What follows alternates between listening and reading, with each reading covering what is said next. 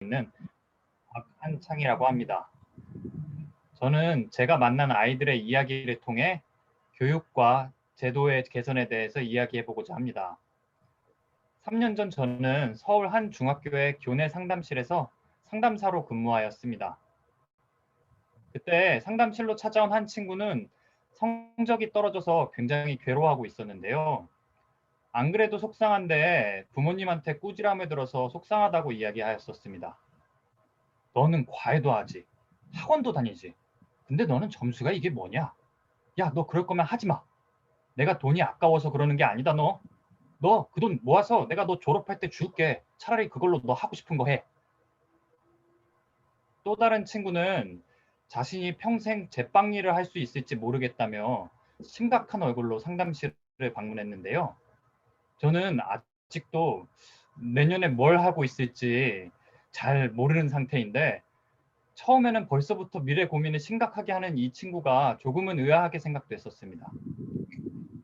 이야기를 더 들어보니 제빵에 관심이 생겨서 학원 가서 배워보고 싶다고 부모님한테 이야기를 했는데 너 직업으로 할 거 아니면 시작도 하지 마 라고 말씀하셨다고 했습니다. 그런데 아이들은 커가는 과정에서 여러 시행착오를 경험하게 됩니다. 충분히 시행착오를 경험한 아이는 자신이 어떤 사람인지를 좀 더 깊이 이해하고 다음번에는 스스로가 더 만족스러운 선택을 할 수 있게 됩니다.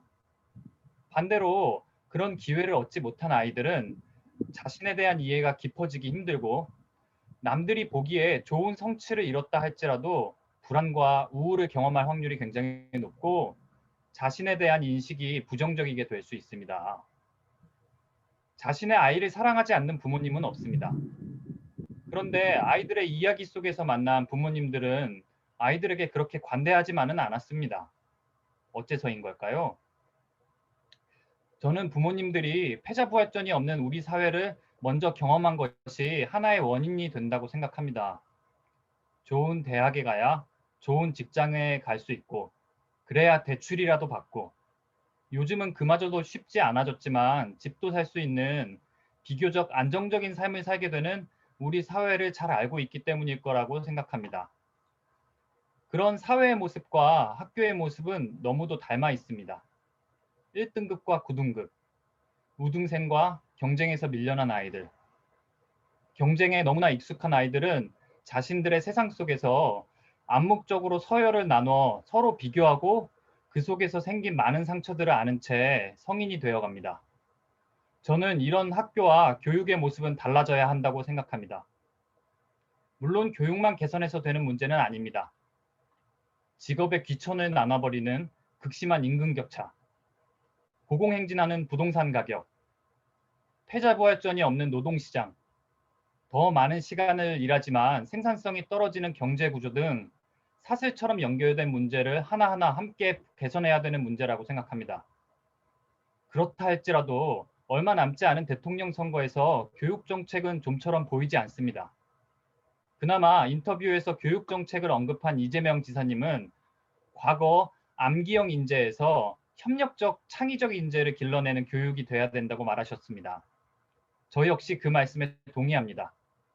그러나 저는 인재 양성에서 한 걸음 더 나아가야 된다고 생각합니다.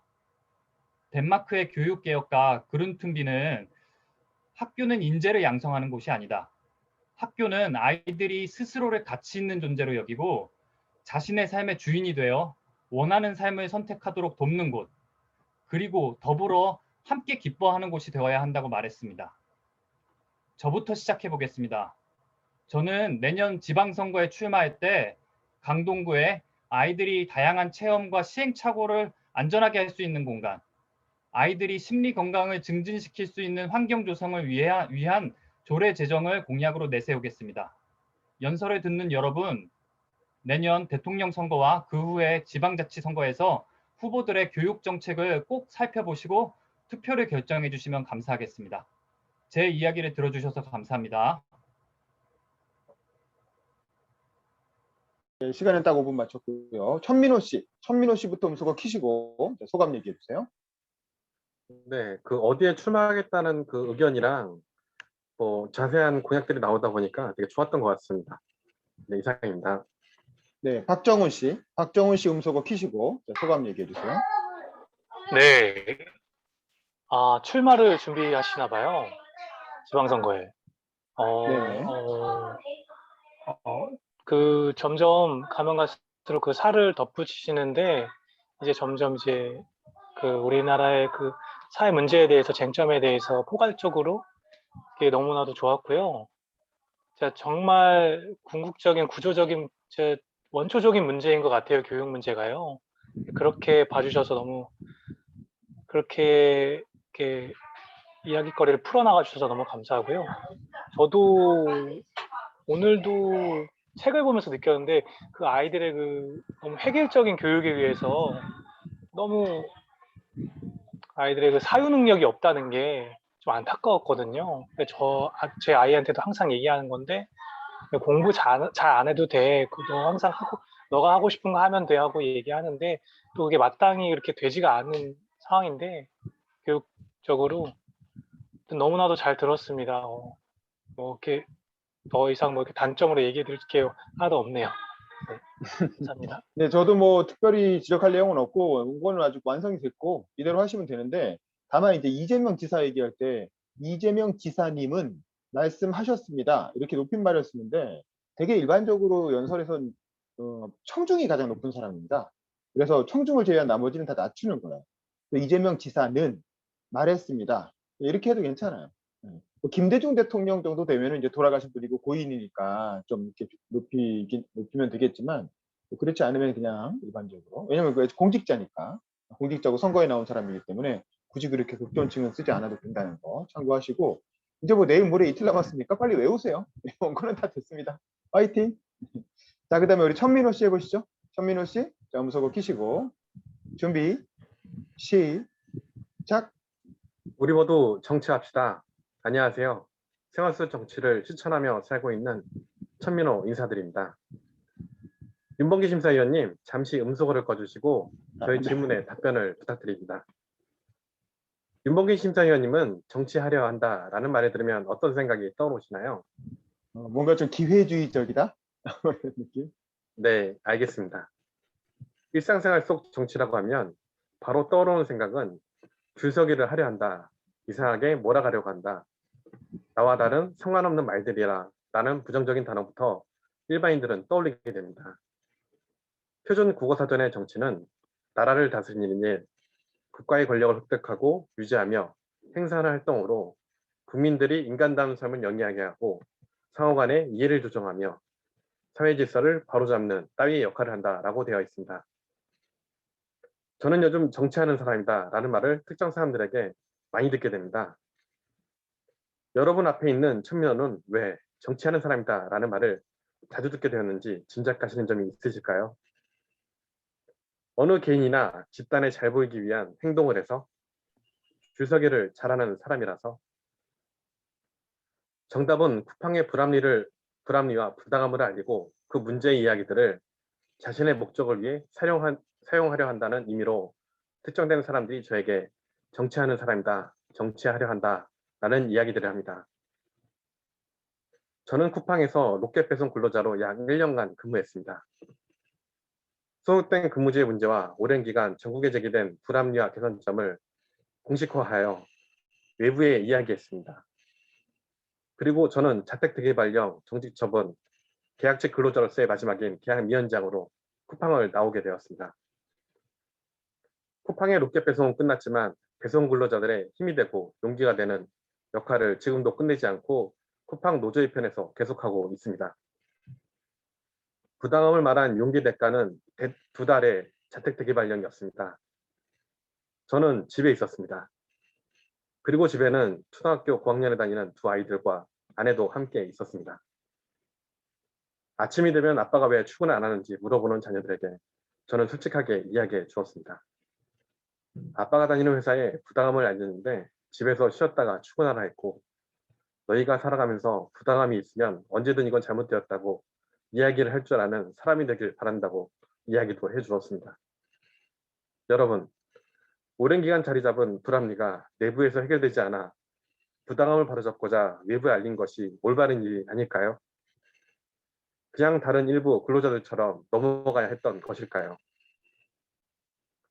저는 다시 그 상황이 온다고 해도 부당함과 문제가 있다면 다시 이야기할 것이고, 잘못된 일들이 개선이 되기 위해 어떠한 행동과 지금의 그 노력을 계속해야 할 것입니다.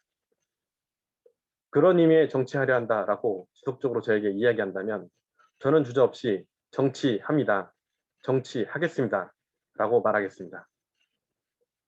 자신이 속한 회사에서 오랫동안 내려온 문제를 이야기했다고 기업이 개인을 상대로 한 악의적인 추정되는 기사를 신문 기사에서 쓰고, 그 기사에는 특정 세력으로 보라, 천민호 위정 취업한 거다, 정치인이다, 민주당 사람이다 라고 하였습니다. 그 기사에 악성 댓글을 쓰는 사람들은 제가 왜 그렇게 하였는지에 대한 진실을 알려고 하지 않았고, 본질을 흐리는 다른 논점으로 접근하려 했습니다. 이제는 정치가 부정적인 단어가 아닌 사전적 의미 자체로 인간다운 수업 연결하고 상호 간의 이해를 조정하며 사회 질서를 바로잡는 국민들의 인식으로 변해야 합니다. 여러분이 여기 서 있는 청년 김대중 연설대전의 정신은 행동하는 양심입니다. 행동하는 양심은 사람의 마음속에는 누구나 양심이 있습니다. 양심을 행동으로 옮기면 됩니다 라고 이야기하셨습니다. 지난 2009년 6.15 남북공동선언 9주년 행사에서 생애 마지막 연설이 되신 이야기를 읽어드리겠습니다. 여러분께 간곡히 피맺힌 마음으로 말씀드립니다. 행동하는 양심이 됩시다. 행동하지 않는 양심은 악의 편입니다. 독재 정권이 과거에 얼마나 많은 사람들을 죽였습니까?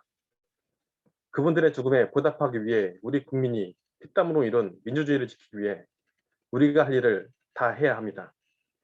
나쁜 정당에 투표 안 하고, 나쁜 신문 보지 않고, 집회에 나가 힘을 보태고, 작게는 인터넷에 글을 올리면 됩니다. 하다못해 담벼락에 대고 욕이라도 해야 합니다 라고 하셨습니다. 또한 용기란 두려움이 없는 것이 아니라 두렵지만 꿋꿋하게 나아가는 것이 용기라고 하셨습니다. 우리는 용기 있게 불합리를 이야기하고 잘못된 걸 바로잡을 수 있는 정치적인 용기를 가져야 합니다. 우리가 지금 하지 않는다면 누가 할 수 있겠습니까? 우리가 이건 잘못되었다, 이건 올바르게 바꾸자라고 이야기하지 않는다면 누가 함께 나서려 하겠습니까? 우리 모두 행동합시다. 우리 모두 정치합시다. 함께 용기를 내고 행동하는 양심을 보여줍시다. 내가 먼저, 우리가 먼저 정치가 올바르다는 걸 보여줍시다. 우리 모두 정치합시다. 이상입니다.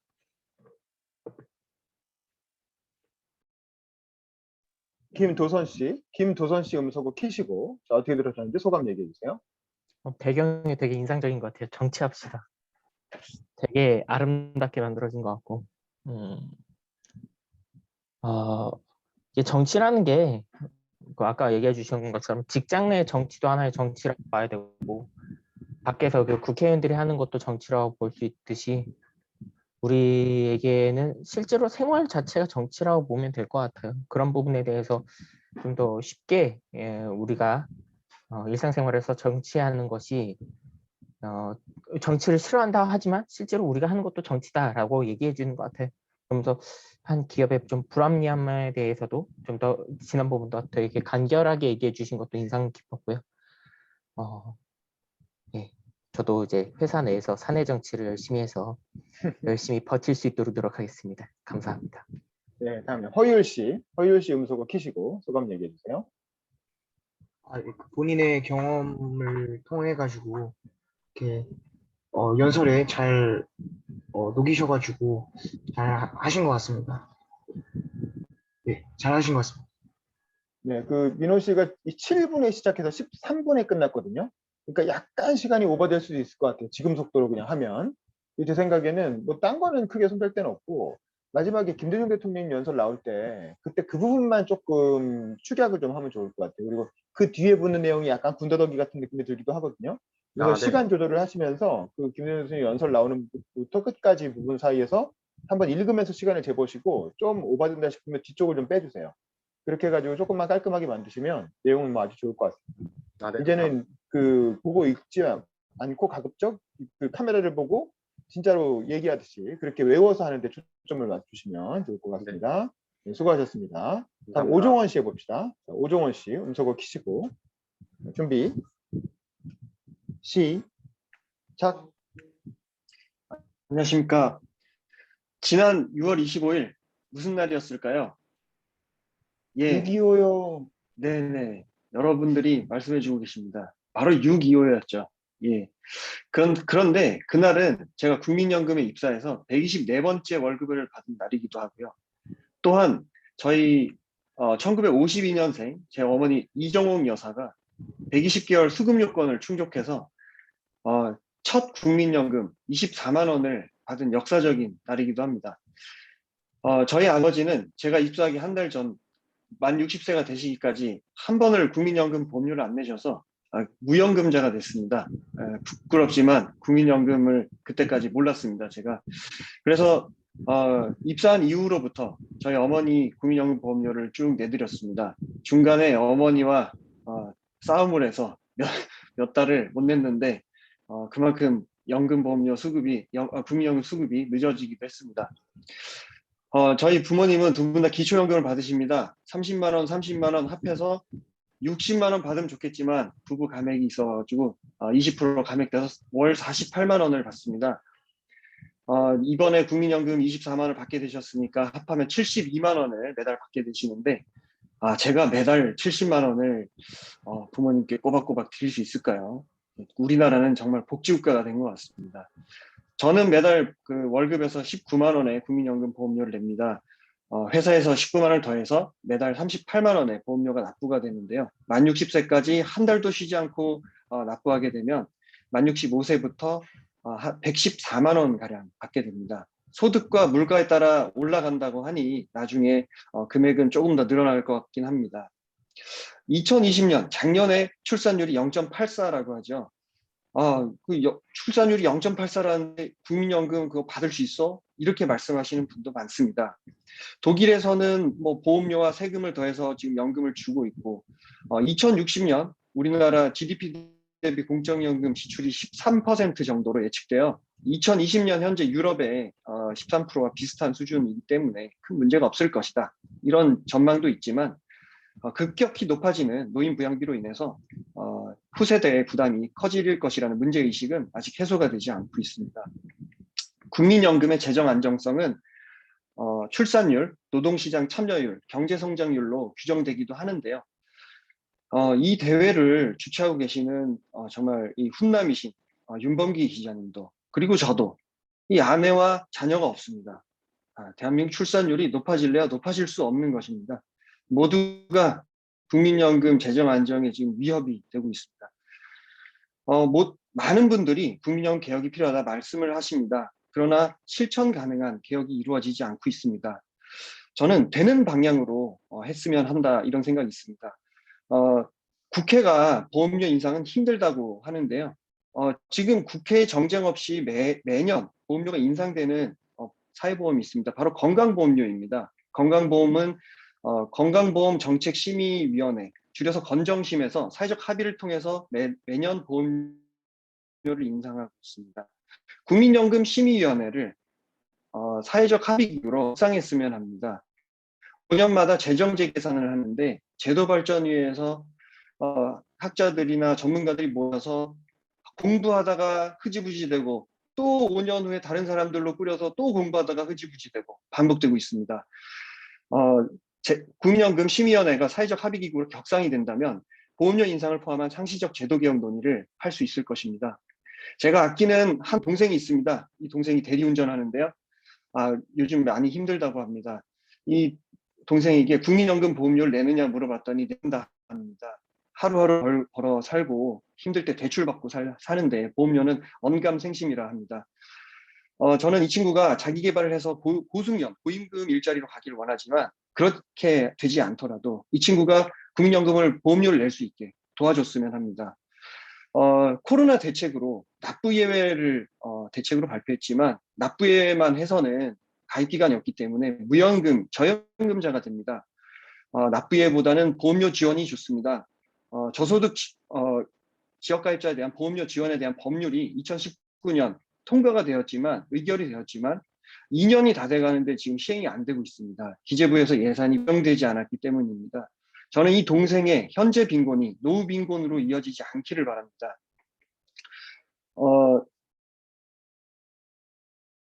그 삶은 고해라고 하죠. 저도 많이 힘들었습니다. 그런데 이 동생의 삶은 더 힘듭니다. 사실 많은 분들이 어렵습니다. 다들 불안 속에서 한 줌의 안정을 찾기 위해 눈에 불을 켜고 부동산, 주식, 코인을 찾고 있습니다. 세계시장과 연결된 소수의 고임금자와 내수시장과 연결된 다수의 저임금자로 구성된 대한민국은 모두가 불안을 느끼며 양극화는 심해지고 있습니다. 각자도생으로 내버려 둔다면 노후소득 격차는 더욱 심해질 것입니다. 단번에 이 문제를 해결할 방법이 없다는 것도 알고 있습니다. 그러나 할 수 있는 것부터 차근차근 새로운 시도를 했으면 좋겠습니다. 다시금 제가 두 가지 제안을 드립니다. 첫 번째로 국민연금 심의위원회를 사회적 합의기구로 격상시켜 주었으면 합니다. 그러면 보험료 인상을 포함한 상시적 제도 개혁 논의가 가능할 것입니다. 두 번째로 저소득 지역가입자에 대한 보험료 지원을 했으면 합니다. 이미 법도 통과되어 있으니 예산만 배정되게 되면 됩니다. 1999년 전 국민 국민연금으로 확대했던 김대중 대통령의 따뜻한 마음을 이어가는 길일 것입니다. 저는 공적연금이 강화되어 모든 국민이 든든한 노후를 맞이할 수 있었으면 합니다. 감사합니다. 네, 수고하셨습니다. 자, 고우영 비서관, 고우영 씨 음소거 키시고 어떻게 들었는지 소감 얘기해 주세요. 네, 되게 국민연금 또 고령화 사회에 좀 필요한 제도이고 또 거기서 소외받는 사람이 있다는 사실에 대해서 적절하게 조금 예시를 들어서 좀 지적해 주신 부분이 조금 설득력 있게 와닿은 측면도 있고요. 대안에 대해서는 조금 여러 가지 생각을 들게 하는데 연설 자체만 놓고 봤었을 때는 그럴 수도 있겠다. 이렇게 고개를 좀 끄덕이는 측면이 있고 한번 대화를 좀 나눠보고 싶다 이런 생각을 들게 하더라고요. 그래서 조금 더 며칠 안 남았지만 이틀 앞으로 다가왔지만 논거가 조금 더 보강이 되면 어땠을까 이런 생각이 조금 들었습니다. 이상입니다. 네, 알겠습니다. 자, 다음 장윤석 씨 음소거 키시고 소감 얘기해 주세요. 네, 좋은 말씀 잘 들었습니다. 저 같은 경우는 연금 그 돈을 한 번도 내본 적이 없고 직장도 가본 적이 없는데 그래서 연금이라는 이야기가 좀 약간 수학 같고 해서 어려운 느낌이 있었는데 개인의 이야기를 어머님 이야기 처음에 하시고 중간에 또 동생분 이야기 하셔서 그런 부분에서 이제 조금 약간 쉽게 들렸다 해야 되나? 그런 느낌을 받았습니다. 저는 개인적으로 좋은 말씀이었다 생각합니다. 네, 감사합니다. 저도 사실은 오종훈 씨 연설은 아주 잘했다고 생각을 하는데 시간이 지금 15분에 시작해서 22분에 끝나더라고요. 그럼 7분 정도 하실 건데 아마 이게 방금 외워서 하시느라고 중간에 약간 버벅된 부분도 있고 그냥 쭉 읽었으면 아마 5분에 끊으셨을 것 같아요. 근데 이제 외워서 하려다 보니까 시간이 좀 딜레이가 된 것 같아요. 좀 주의하시고 최대한 외워서 하되 안 되면 그냥 보고 읽으셔도 돼요. 근데 이제 가급적 카메라랑 시선을 최대한 맞추면서 노력해서 하라는 거죠. 어쨌든 원고가 너무 좋으니까 가급적 원고에서 손실이 없게끔 잘 정리해가지고 예선 때 그래도 5분 30초 안에 끊을 수 있게 좀 노력을 해주시면 좋겠습니다. 일단 수고하셨습니다. 사실 국민연금이라는 게 이게 정답이면 정치인들이 왜 안 했겠어요. 그러니까 사실 이게 못하니까 안 하는 건데 굉장히 어려운 문제고 사실 이게 답을 찾기 시작하려면 많은 토론거리가 있을 텐데 그렇다 하더라도 어쨌든 내부에 계신 분의 시선에서 봤을 때 그래도 합리적인 방안을 제시해 주신 거니까 우리가 충분히 같이 논의해 볼 만한 가치가 있는 그런 좋은 제안이신 것 같습니다. 네, 감사합니다. 그 다음에 우리 전현수님 한번 해볼까요? 전현수님 음소거 키시고 전현수님 준비. 네, 잠깐만요. 네네. 네, 시작. 여러분, 제가 여러분과 달라 보이나요? 전 오늘 누군가의 시행착오와 도전에 대한 이야기를 해보려 합니다. 저는 자폐성 장애를 가지고 태어났습니다. 의사 선생님은 제 IQ가 70 정도라고 말씀하시며 평생 도움을 받으며 살아야 할 것이라고 말씀하셨습니다. 저희 부모님은 저희 장애를 알고 오열하셨습니다. 저는 장애로 인해 어린 시절을 기억하지 못하지만 그날의 일은 아직까지 마음속 깊이 남아 있습니다. 하지만 제 부모님은 포기하지 않았고 저를 치료하기 위해 최선을 다했습니다. 시간이 흘러 저는 초등학생이 되었습니다. 제 학교 생활은 어땠을까요? 남들처럼 친구들을 사귀며 행복한 시간을 보냈을까요? 불행하게도 그러지 못했습니다. 저는 6년간 학교 폭력에 시달렸습니다. 폭력을 피해 전학을 가기도 했지만 학교 폭력은 계속 이어졌습니다. 다행히 저는 김대중 대통령이 만드신 국가인권위원회의 도움을 받을 수 있었습니다. 사람들에게 상처받은 저는 세상을 싫어하게 되었습니다. 그 당시 제가 쓴 글을 보면 세상에 대한 증오만이 가득합니다. 그렇게 제 안에 갇혀 살아가던 저는 어머니의 권유로 대안학교에 입학하게 되었습니다. 우리 대안학교에서는 문제지 대신 사람 사이의 시험을 풀어내는 공부를 가르쳤습니다. 저는 그 배움을 충실히 습득했고 저처럼 상처받은 친구들과 서로 보듬으며 사람을 사랑하는 방법을 배우게 되었습니다. 마침내 웅크리고 있던 몸을 펴고 세상과 함께 걸어가기 위해 살아가기 시작한 것입니다. 그러나 당시에 저는 지금보다 많은 것이 부족했습니다. 그렇게 숱한 시행착오를 겪을 수밖에 없었습니다. 때론 친구 간의 오해도 생겼지만 저는 시행착오가 반복되면 반복될수록 오히려 그러한 시행착오에 더 많은 배움이 있다는 것을 알게 되며 계속 도전할 수 있었습니다. 그 도전의 원동력은 시행착오를 통해 얻은 배움 덕에 성장해왔던 저희 삶, 그리고 자신의 신념을 끝까지 포기하지 않으셨던 김대중 대통령의 삶 덕분이었습니다. 김대중 대통령은 독재에 맞서 싸우던 끝에 의문의 교통사고로 인해 고관절에 장애가 생기고 말았습니다. 그는 장애를 치료하기 위해 도쿄에 체류하던 도중 유신 소식을 듣고 망명을 결단했고 도쿄에서도 민주주의를 외치던 끝에 암살 시도까지 당했음에도 끝까지 포기하지 않았습니다. 저는 비록 멀리 돌아갈지라도 절대 포기하지 않았던 김대중 대통령의 삶에서 마찬가지로 오랜 시간이 걸리더라도 끝까지 세상으로의 도전을 반복한 저와의 공통점을 발견했고 그 점에서 의지를 얻을 수 있었습니다.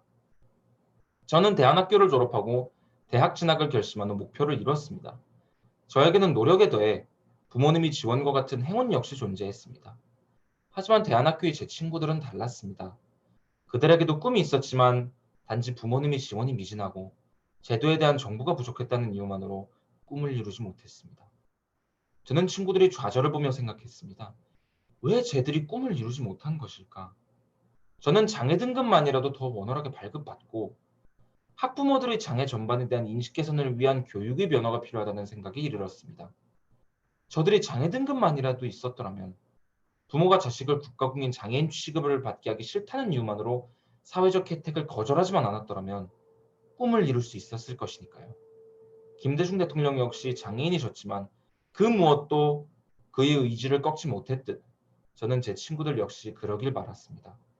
여러분, 이 이야기는 장애인들만의 이야기가 아닙니다. 장애 등급이 없어 장애인으로 추산되지 못하는 이들과 모든 장애인 가족들의 이야기입니다. 여러분은 이들을 위해 어떤 헌신을 하셨나요? 생각이 잘 나지 않으신다면 우리 이렇게 해보는 것은 어떨까요? 우리의 장애가 아닌 꿈을 바라보는 망원경을 하나씩 가지도록 해봅시다. 우리에게 동정이 아닌 공감을 보내주세요. 우리의 꿈은 여러분의 공감에 의해 하나씩 이루어질 것입니다. 미래에도 저는 끊임없이 도전할 것입니다. 분명 또 시행착오를 겪겠지만 저는 두렵지 않습니다. 과거의 제가 그랬듯 그 시행착오에서 더 많은 것을 배울 것이고 저는 더욱 성장할 것이니까요. 그리고 이제는 남을 위한 삶을 살고자 합니다. 대외활동을 통해 어려움을 겪고 있을 사회적 약자들을 위해 그들의 이야기에 공감함으로써 용기를 주고 우리들이 꿈을 이룰 수 있는 세상을 만드는 데 헌신하고자 합니다. 김대중 대통령이 평생 그리하셨듯이 말입니다. 제 연설의 결론은 두 가지입니다.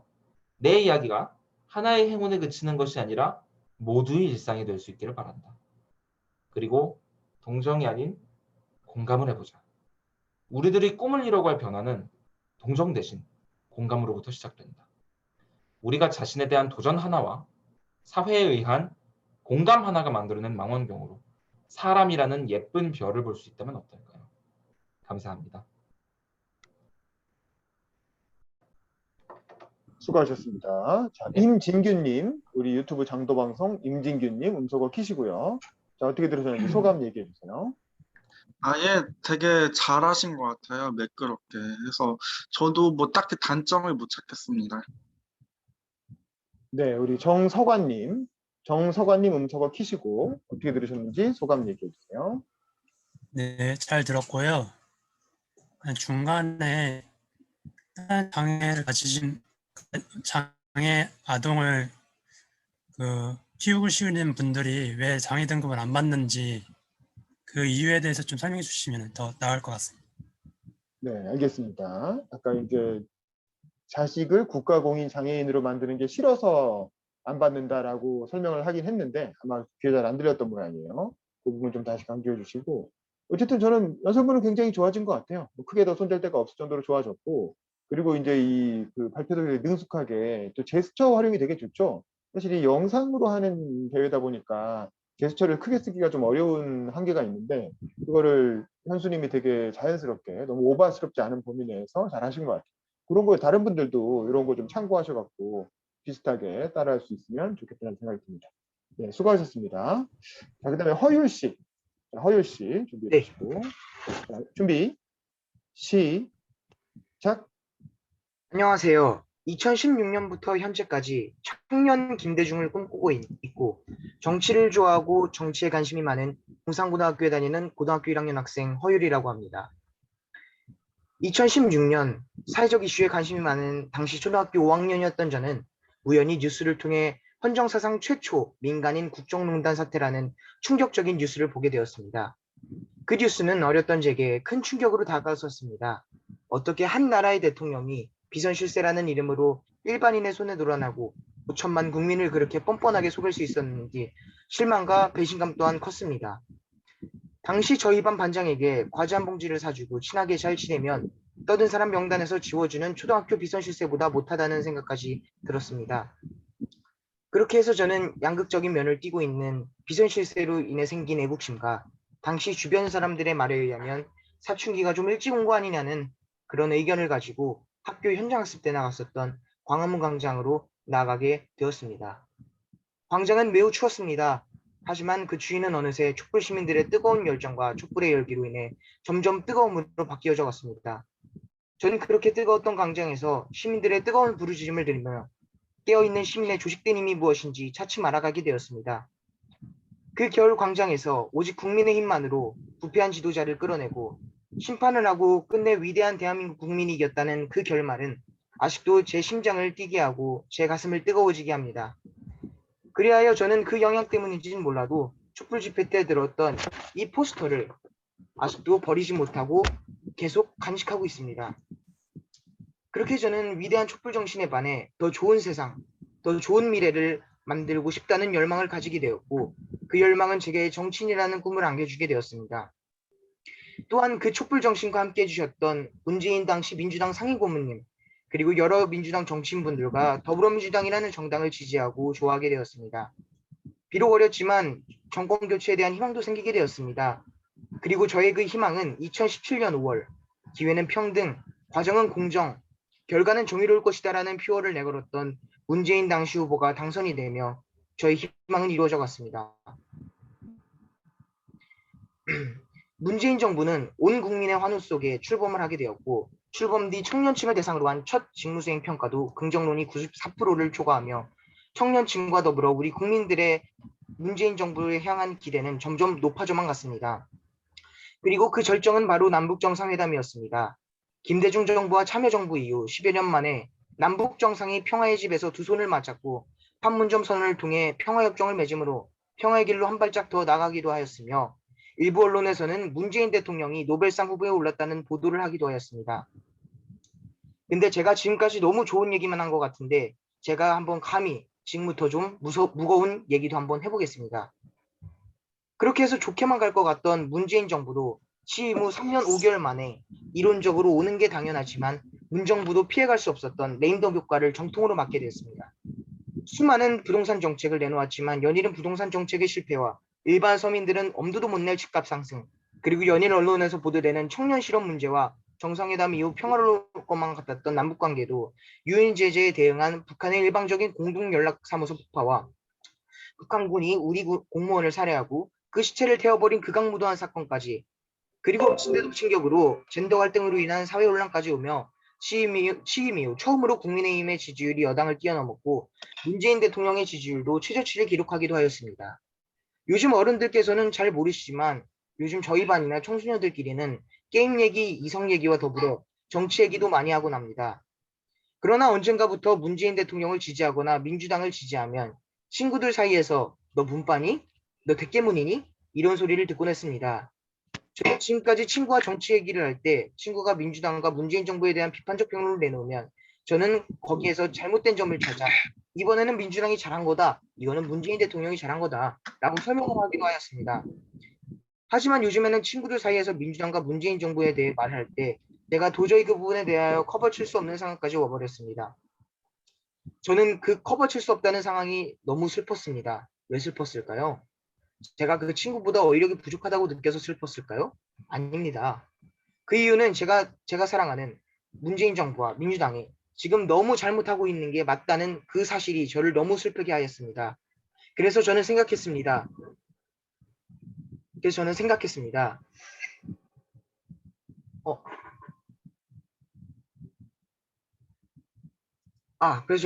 어쩌다 지금 이 상황까지 와버렸는지.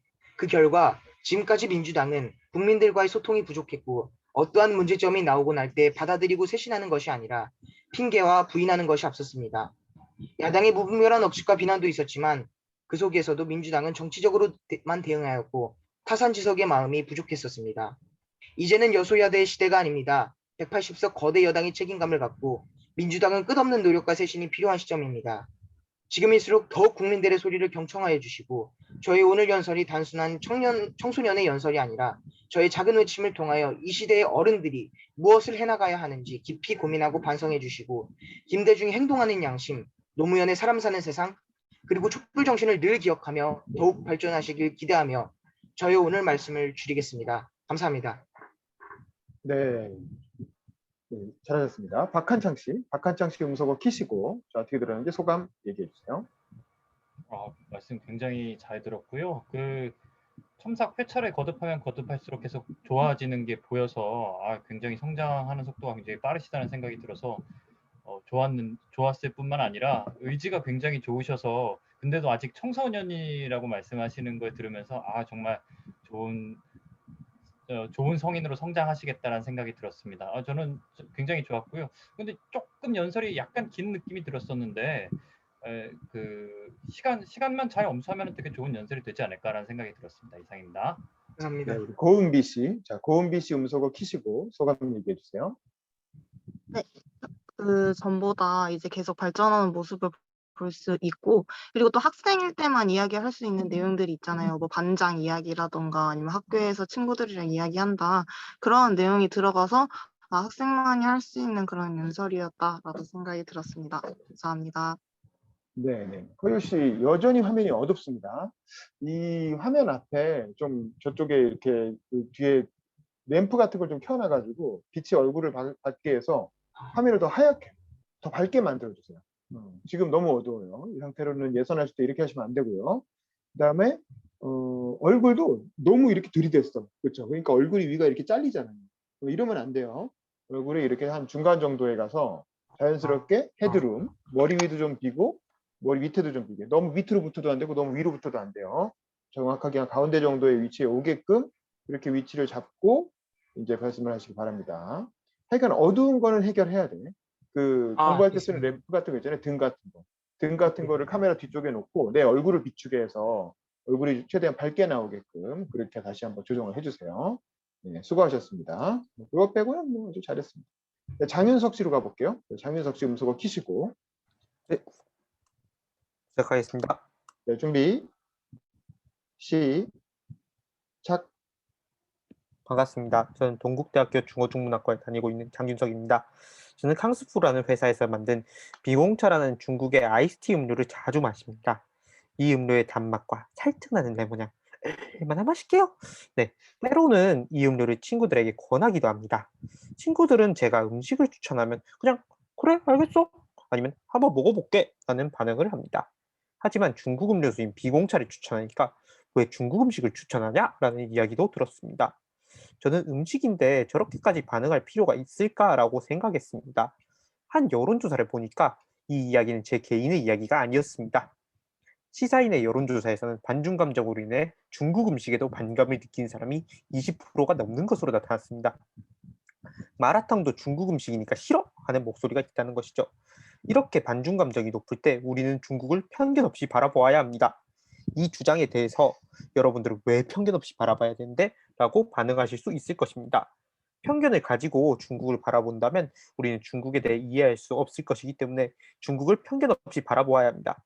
또한 편견을 가지면 중국과의 무역이나 교류에서 우리가 원치 않는 결과를 맞게 될 수도 있습니다. 지금 많은 한국인들이 중국에 반감을 느끼는 부분은 크게 두 가지일 것입니다. 첫 번째는 김치와 한복에 대한 논쟁 같은 중국과의 역사 문화 갈등, 그리고 샤오푸노으로 대표되는 극단적 애국주의자들의 혐한 표현입니다. 이런 반감으로 인해 우리는 중국을 편견 섞인 시선으로 바라보고 있습니다. 김치는 당연히 우리 먹거리입니다. 중국인들도 이 점은 잘 알고 있습니다. 시중 중국어 교재에서 김치를 파오차이라고 부르는 것이 논란이 되자 많은 사람들이 김치를 중국에서도 김치라고 부르게 해야 한다는 주장을 하셨습니다. 중국에서 김치를 파오차이라고 부르는 이유는 중국어의 외래어 습득 방식 때문입니다. 의역을 통해서 김치가 파오차이가 되었고 그 말이 중국에서 이제 계속 정착된 것입니다. 중국이 김치를 자국 음식이라고 속이기 위한 것일 거야 라는 많은 사람들의 예상과 사실이 다릅니다. 그리고 극단적 애국주의자에 대해서도 이야기해 보겠습니다. 지금 중국의 제 또래들은 애국 교육의 영향, 그리고 뭐 군사훈련 등으로 인해서 국수주의적 성향이 강한 편입니다. 테러하고 자라는 과정에서부터 부강해진 중국에 대해서 배웠으니 큰 자부심을 가지는 것은 당연할 수 있습니다. 한국인들이 이들에 대해서 반감을 느끼는 이유는 이들의 혐한 표현 때문입니다. 중국과의 문화 갈등이 벌어지자 중국 웨이보에서는 샤오토고, 좀도둑 나라라는 말이 많이 언급되었습니다. 하지만 네이버 댓글이 대한민국 여론 전체를 대표하지 않듯 인터넷 일부 여론이 중국 인민 전체를 대표할 수는 없습니다. 중국에서는 한국 연예인이 아직도 인기를 끌고 있고 중국 북경 왕징의 지코바 치킨은 아직도 유명해서 줄 서서 먹어야 됩니다. 한국의 욕도 중국에서 유행해서 시 무슨 욕은 중국에서도 똑같이 욕으로 쓰입니다. 제 중국 친구들도 극단적인 애국심을 가지고 있지만 한국 연예인과 두끼 떡볶이는 무엇보다 좋아합니다. 좀도둑 나라라고 멸시하는 이들의 목소리가 전부가 아니라는 것입니다. 이 부분뿐만 아니라 제중동포와 관련된 부분에서 우리의 편견은 가장 심하게 작용합니다. 우리는 이들이 한민족과 연대감이 없는 중국인일 것이다 라고 생각합니다. 사기꾼 같은 이미지도 가지고 있다고 얘기합니다. 중국에 동화된 경우가 많다고 해도 실제로 이분들은 한국에 대해서 매우 우호적입니다. 중국 공식 기관의 동영상과 다르게 한민족의 전통과 민속 문화를 유지하고 계십니다. 음력설에는 중국의 춘환보다 KBS의 설특선 프로그램을 더 많이 본다는 이야기를 우스갯소리로 하기도 합니다. 제가 자주 가는 양꼬치 가게 사장님은 똥포 4등배는 빼먹지 말라라고 이야기하십니다. 같은 민족에게 사기치지 말고 정직하게 영업하자고 합니다. 이렇게 중국 동포분들은 한국과 함께하려고 노력하고 있습니다. 우리도 이들에 대한 편견을 거둡시다. 제가 중국인도 아닌데 이렇게 중국을 잘하는 이유는 무엇일까요? 바로 중국을 있는 그대로 바라보고 접했기 때문입니다.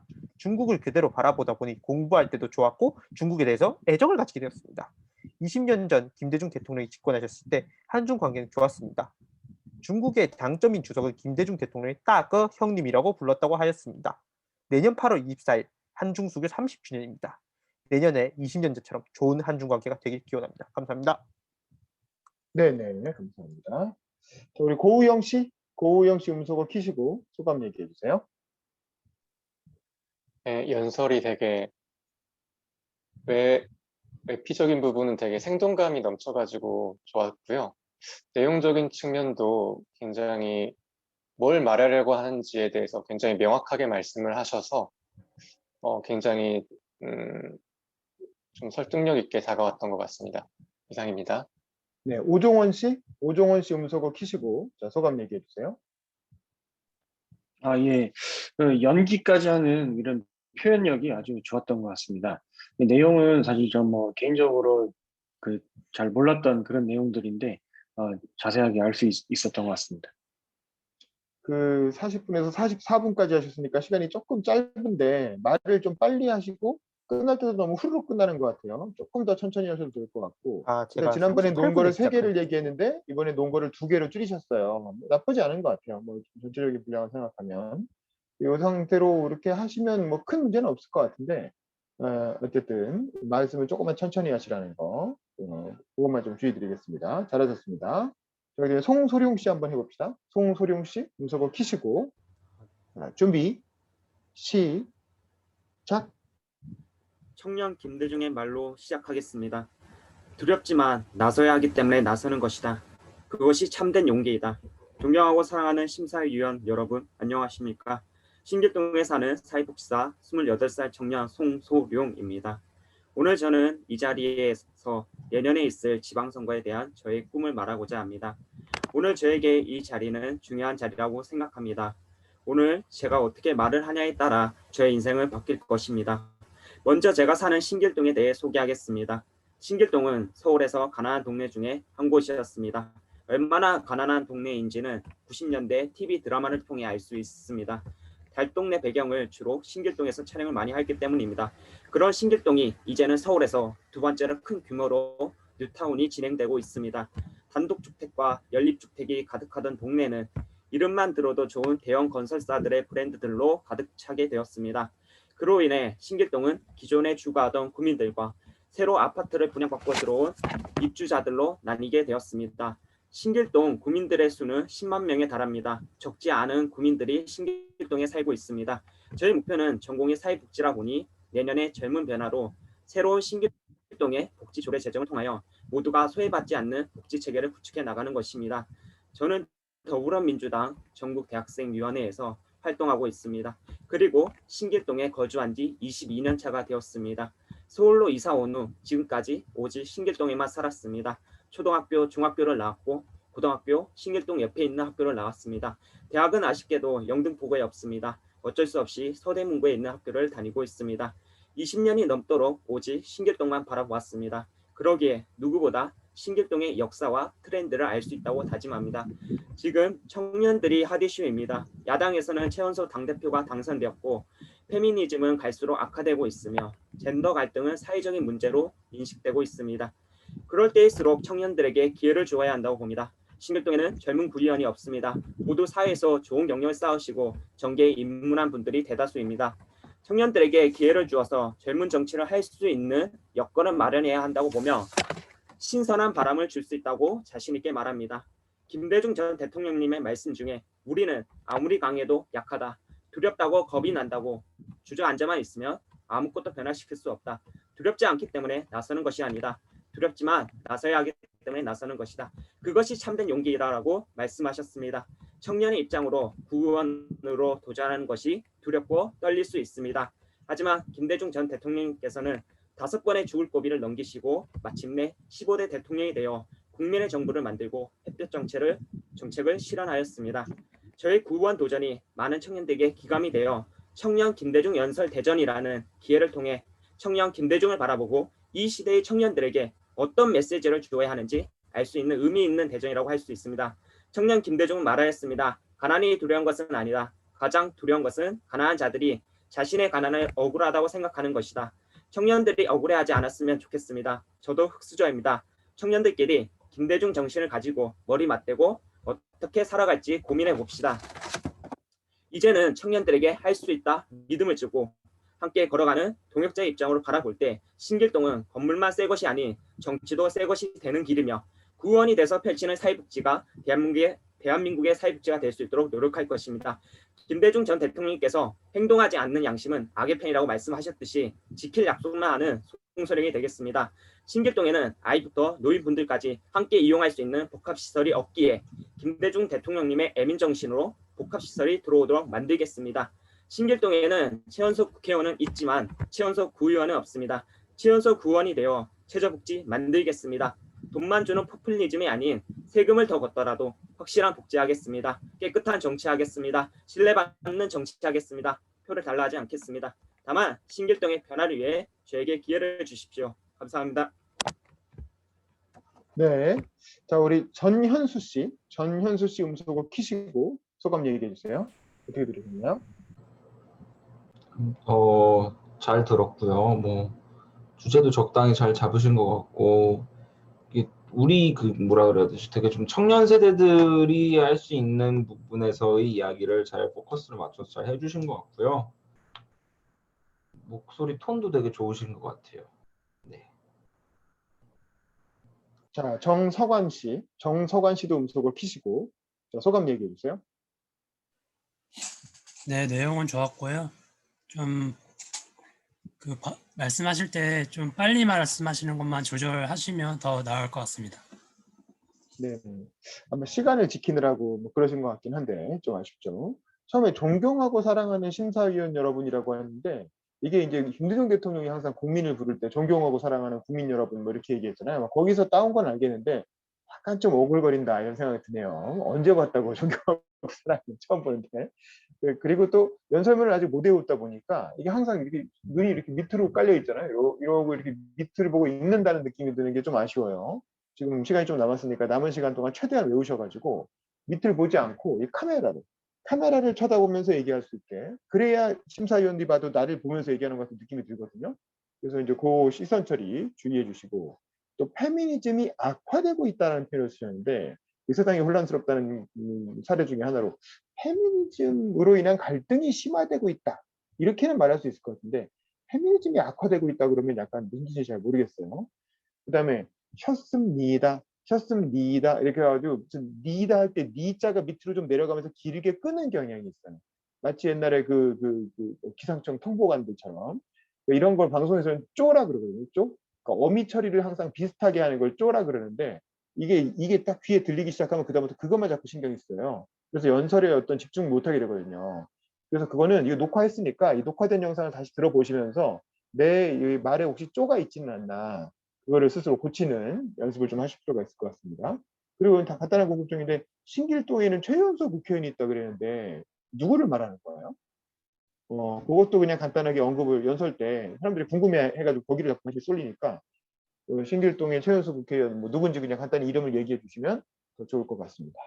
네, 어쨌든 고생하셨습니다. 자, 그러면 임진규님 한번 해볼까요? 임진규님, 자, 음소거 키시고. 예. 준비, 시작. 예, 안녕하세요. 진보개혁 유튜브 운영하고 있는 임진균입니다. 제가 말할 주제는 기득권입니다. 김대중 대통령님은 평생 기득권에 맞서 정치를 하셨습니다. 그 정신을 우리가 이어받아야 합니다. 이제 곧 있으면 대선입니다. 이 기득권 인지하기와 대항하기를 우리가 국민분들에게 확실히 알려드려야 합니다. 지금 청년들이 정치에 관심을 가지게 되었습니다. 하지만 그 실태를 표현하자면 책 한 권 읽은 사람이 제일 무섭다는 말에 딱 해당됩니다. 지금 실제 현실에 영향을 주는 정치에 대해서는 전혀 관심도 없고 무지하면서 한 정치인의 농간에 놀아나 자신의 정치적 제1 관심사를 반패미를 하는 실태에 딱 해당되는 말입니다. 저 역시 청년이기에, 청년 남자이기에 그 심정을 잘 알 수 있습니다. 하지만 제 삶에 패미 때문에 받은 역차별은 없습니다. 설사 있다 해도 미미할 것입니다. 정상적인 청년이라면 대부분이 그럴 것입니다. 실제 현실에서 제가 만난 대부분의 사람들이 제가 말하는 기득권에 대해, 그리고 기득권의 농간에 놀아나야 되지 말아야 된다는 말에 동의하고 공감합니다.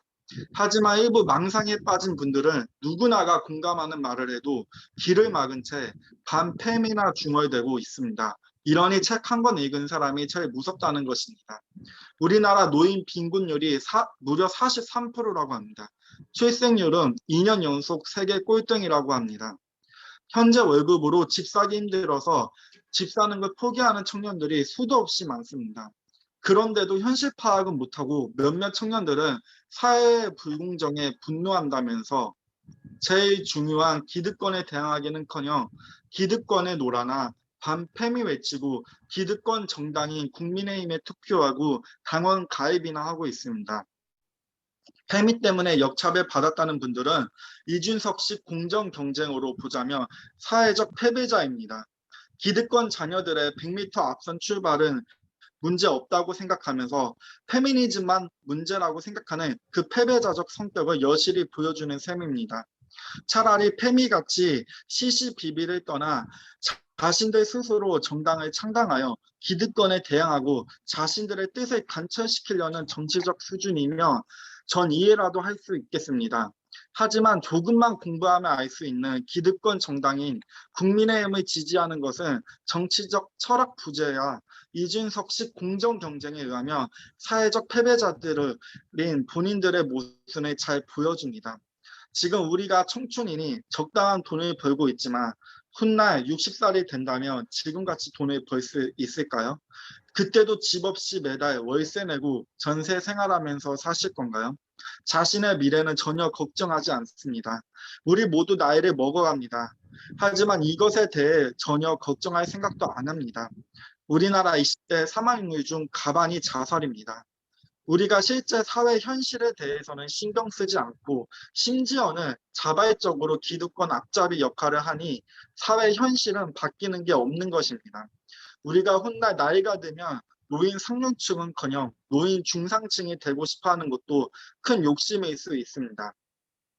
지금 우리나라 노인 빈곤율이 43%나 되니까요. 이 43%의 현실을 자각하고 깨달아야 합니다.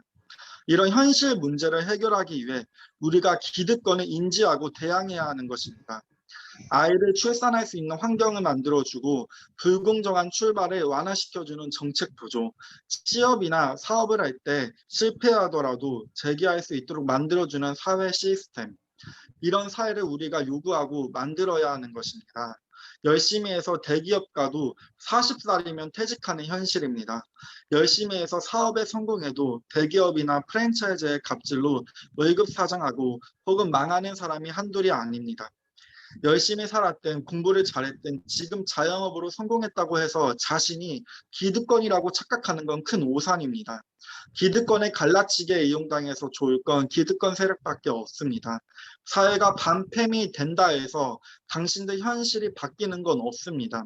똑같이 노인 빈곤율은 높을 것이고 대기업 들어가서 퇴직하면 치킨집 한다는 사회 현실도 그대로일 것입니다. 민주당은 최소한 서민들을 위한 정치 경제를 하려 합니다. 그렇기에 기본주택, 기본소득 등등 사회의 공정한 출발선을 만들기 위한 정치적 노력을 하는 것입니다. 하지만 국민의힘은 누구나가 알듯이 기득권 정당이고 기득권을 대변하는 경제를 주장하는 당입니다.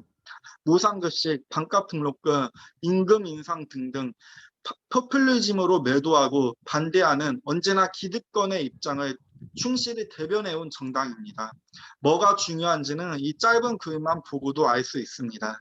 현실에 눈을 뜨시길 바랍니다. 자신의 망상으로 기득권에 이용당하지 말고요. 이상입니다. 감사합니다. 네, 수고하셨습니다. 자, 고은비 씨 음소거 키시고 소감 얘기해 주세요. 네, 어제 들었던 걸로 기억하는데 저번에 들었던 내용보다 좀 정리가 되어 있다고 생각이 들었고요. 만약에 조금 뭐 더 한다면 좀 반론 수용하는 내용이 좀 더 있으면 이제 좀 반대하는 의견을 가진 사람들도 이 사람이 그래 말하는 게 맞구나라고 좀 생각할 수 있는 여지를 줄 수 있을 것 같습니다. 감사합니다. 네, 고우영 씨도 음소거 키시고 어떻게 들었는지 소감 얘기해 주세요. 네, 잘 들었고요. 근데 페미니스트, 반페미 이런 트렌드가 청년들에게 있다. 여기서부터 뭐 좀 시작을 하려면은 이게 조금 대세적인 어떤 것이다. 뭐 이런 좀 논증이 사전에 좀 필요하지 않았을까 이런 생각이 들었고요. 기득권이 문제다. 기득권의 본질을 보지 못하고 좀 더 공정한 경쟁의 본질을 보지 못하고 조금 현상적인 측면에 치우친다. 뭐 이런 내용을 말씀하신 것 같더라고요. 그래서 그 취지 자체에 되게 공감은 했었고요. 단지 조금 기술적인 측면에서의 논증이 조금 필요하지 않았을까 이런 생각이 들었습니다. 이상입니다. 네, 박한창 씨도 음소거 키시고 소감 얘기해 주세요. 말씀 들으면서 굉장히 심각성 그리고 울분도 많이 느껴지고 결의도 있고 그런 격정 같은 것들이 있어서 굉장히 강력하고 되게 좋은 연설이라고 생각을 합니다. 근데 한편으로 저는 연설을 들으면서 좀 되게 혼나는 느낌을 좀 많이 받았어요. 뭐 쓰셨었던 용어 중에서 패배자, 망상, 편견, 앞잡이, 착각 뭐 이런 용어들을 쓰셨는데 저는 그런 용어들이 좀 굉장히 불편하게 느껴졌었고요. 개인적으로는 국민의힘은 누구나 다 알듯이 기득권 정당이라고 말씀하셨는데 저는 더불어민주당 당원이지만 저는 국민의힘이 그렇게 나쁜 정당이라고만은 생각을 안 해요. 근데 그런 부분에서 좀 들으면서 좋은 연설이지만 한편으로는 좀 너무 불편해가지고 약간 듣는 분들도 혼나는 느낌 받으시지 않을 정도면 좋겠다라는 생각이 들어서 그렇습니다. 근데 힘 있는 굉장히 좋은 연설이었습니다. 네, 알겠습니다. 임진규님은 본인의 어떤 이렇게 정치적 입장을 가지고 하는 얘기니까 그거에 대해서는 존중을 합니다. 내용이 조금 길었던 것 같아요. 그렇죠? 52분에서 58분에 끝났거든요. 그러면 6분이 나왔다는 건데 굉장히 빠르게 읽었는데도 불구하고 6분이 나왔다는 건 좀 불안하죠. 그러니까 제 생각에는 뒤쪽에서 조금 좀 내용을 빼시면 좋을 것 같아요. 그래서 딱 5분 정도에 맞출 수 있게끔 준비해 주시면은 안정적으로 연설할 때는 외워서 하다 보면 조금 느려지기도 하니까 5분 정도 나올 수 있게 조금만 분량을 좀 조절해 주시면 좋을 것 같고 이제 와서 내용을 너무 대폭 고치기는 어렵고 본인이 처음부터 이 주장을 하겠다고 하셔서 참가하신 거니까 한번 가봅시다. 심사위원들이 판단하겠죠. 네, 수고하셨습니다. 그 다음에 우리 박정호님 음성거 키시고 한번 해보겠습니다. 준비 애기들이 잠시만요. 네, 애기들이 달려드네요. 괜찮겠습니까? 하실까요? 네, 하겠습니다. 준비 시작. 안녕하십니까. 대한민국에서 아이 3명을 키우고 있는 애국자이자 똥수저 청년가장 박정훈입니다. 저는 김대중 대통령께서 1983년 연설하신 민중의 한가, 우리 시대의 사명이라는 주제를 토대로 현 시대의 갈등의 해법을 제시해 볼까 합니다. 서두에 소개드린 애국자 그리고 똥수저는 모두 우리 국민들이 정해주신 자격입니다.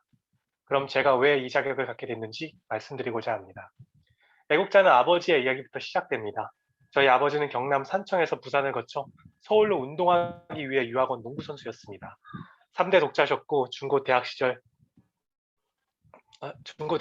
혼자 객지에 나와 사셨습니다. 그런 아버지는 가정을 꾸리고 10년 뒤 인생 최대 위기라는 배우자를 잃었습니다. 그렇게 아버지는 형과 저 두 아들을 키우셨습니다.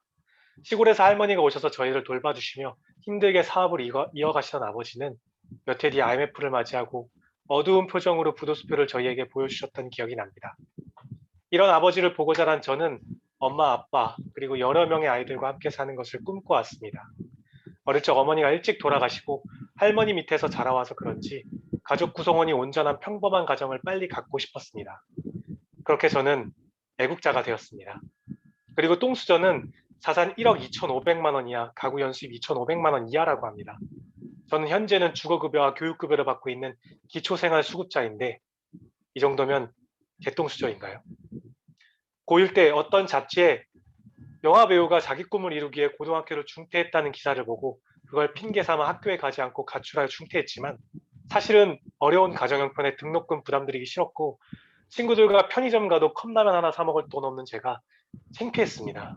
그냥 돈을 벌고 싶었고 돈을 모으면 무언가 꿈을 이룰 것만 같았습니다. 근데 돈은 절대 모이지 않았고 쫓아가면 쫓아갈수록 멀어져만 갔습니다. 그렇게 저는 똥수저가 되었습니다. 여러분, 애국자와 똥수저가 된 제 자격이 합당하다고 보십니까? 그건 합당과 부당을 떠나 그냥 각자에게 주어진 삶입니다. 우리 부모님들이 안타까운 마음에 하시는 말처럼 부모를 잘 만나지 못해 미안해하는 것도 아닙니다. 또한 소득 수준을 떠나 어떤 부모나 자식이 잘 되길 바라는 마음도 공통된 것이고 나 때보다 윤택한 삶을 물려주고 싶은 것도 인지상정입니다. 하지만 현재 우리의 삶은 공정이라는 공평하고 올바름의 기준을 오직 자신만의 기준으로 맞춰가는 각박한 시대에 살고 있습니다. 지금이야말로 김대중 대통령께서 보여주신 화해와 관용의 정치가 필요한 시기라고 생각합니다. 부자와 가난한 자, 남자와 여자, 서로 다른 생각의 갈등 속에서 우리는 지금 얼마나 많은 것을 잃고 있습니까? 이것을 전 세계적 저성장에 따른 양적 완화와 코로나라는 국난의 탓이라고 치부해야 하는 것입니까? 어쩌면 우리는 세대 간의 복잡한 인연에 서로 엉켜있는 이해득실 속에 매일매일 살아가며 미래 세대에게는 갚지도 못할 만큼 많은 빚을 지고 있습니다. 그렇게 우리는 내면에 감춰두었던 마음의 소리를 현 시대를 빌어서 말하고 있는 게 아닌지 모르겠습니다. 우리 민족은 가난과 배고픔의 인생 역정 속에서 산업화, 민주화 시기, 강자에게 억눌려 그 마음의 소리를 부르짖어 본 적이 없는 응어리진 마음을 가진 역사가 있습니다.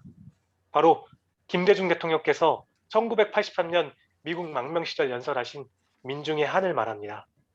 그 한은 5가지라고 말씀하시는데 첫 번째는 통일에 대한 한, 두 번째는 민주주의를 이루지 못한 독재에 대한 한, 세 번째는 군인들의 정치 개입에 대한 한, 네 번째는 부익부 빈익빈의 경제 현실에 대한 한, 다섯 번째는 민권기관의 좌절에 대한 한을 말합니다.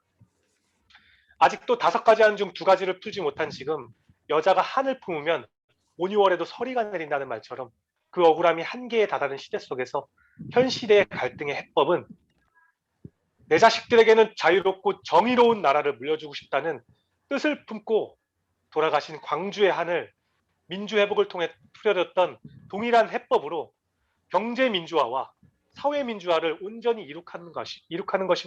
이룩하는 것만이 우리 부모님들이 부모 잘 만나지 못해 미안해했던 그 한, 부모를 잘 만나야 성공하는 나라라고 외치는 그 청년들의 한을 풀 수 있는 유일한 길이라고 생각합니다. 부모와 자식 간, 남성과 여성, 세대 간의 불통을 해결하고 다수의 편이면 정의라는 관념에 치우쳐 소수에게 위협감과 압박감을 주는 이런 분열과 대결 구도의 종식을 위해 용서로서 화해와 화합으로 이끌었던 김대중 정신의 사명감을 가지고 함께 나아갑시다. 다시 한번 2002년 여름 국민 모두 하나가 되어 태극기 휘날리며 환호했던 그날이 오기를 기대합니다. 감사합니다. 네, 감사합니다. 천민호 씨 음소거 키시고 어떻게 들었는지 소감 얘기해 주세요. 내용이 전체적으로 되게 좋았던 것 같습니다. 네, 훌륭하십니다. 네, 이상입니다. 자, 오종원 씨 음소거 키시고 어떻게 들었는지 소감 얘기해 주세요. 예, 아버지 본인 이야기로 이렇게 풀어가는 것이 굉장히 좋았다고 생각이 되고요. 처음에 이렇게 들었을 때보다 군더더기가 싹 제거되고 마치 이제 기름이 제거된 그 어떤 수육 같은 아주 담백하고 좋은 어떤 연설로 바뀌어 주신 것 같습니다. 그리고 그 연설을 그 하시는 그런 그 표현도 아주 좋았습니다. 네, 수육 같은 저는 기름이 제거된 베이컨 같다고 이렇게 얘기하실 줄 알았는데 수육이라 그래서 재밌었습니다. 연설 너무 좋아요. 네, 정리 잘 되신 것 같습니다. 이대로만 잘 하시면 될 것 같고요. 이제는 암기에 초점을 좀 두시고 그리고 또 약간의 어떤 감정적인 요소, 기승전결, 강조할 부분은 세게 강조하는 거 그런 것만 조금 신경 써서 마지막에 해주시면 좋은 연설이 될 것 같습니다. 네, 수고하셨습니다. 자, 다음에 우리 정석환 씨 해볼까요? 정석환 씨, 음소거 키시고. 자, 준비, 비디오도 가급적 켜주시고요. 시작. 잠시만요. 네네. 네, 하시죠. 안녕하세요.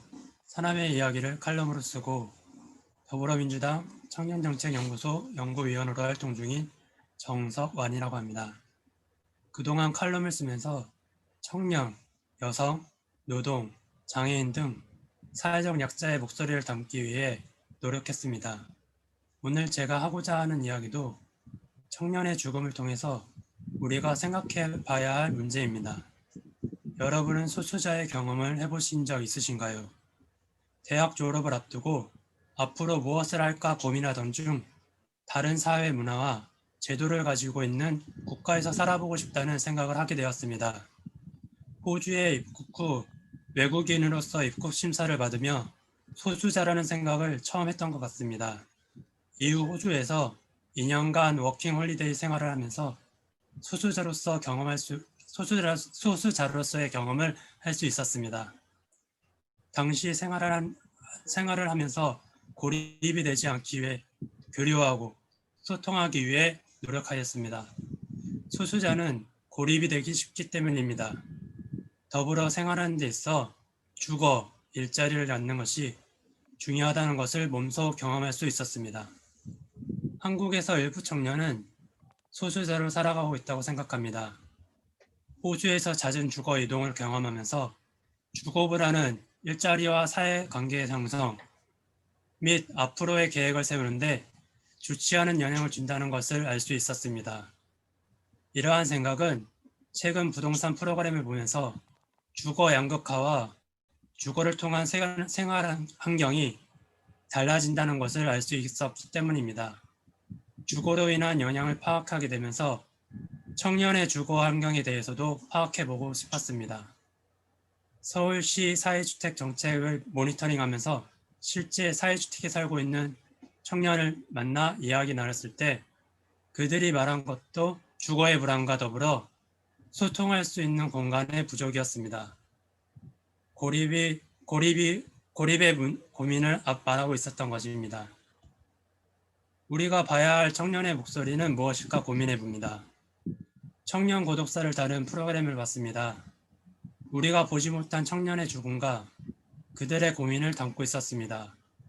제가 이 프로그램을 보면서 눈에 들어온 것은 열악한 주거였으며 관계의 단절과 고립되어 있다는 것이었습니다. 무엇보다 30대 이하 청년의 자살률이 40%가 된다는 통계 자료는 고립이 청년의 죽음에 얼마나 많은 영향을 주는지 보여주고 있었습니다. 김대중 대통령님은 방가는 최대의 수치라고 하셨습니다. 지금까지 우리가 청년의 문제를 다루면서 보지 못한 부분이 있지 않았는지 반성해 봐야 할 것 같습니다.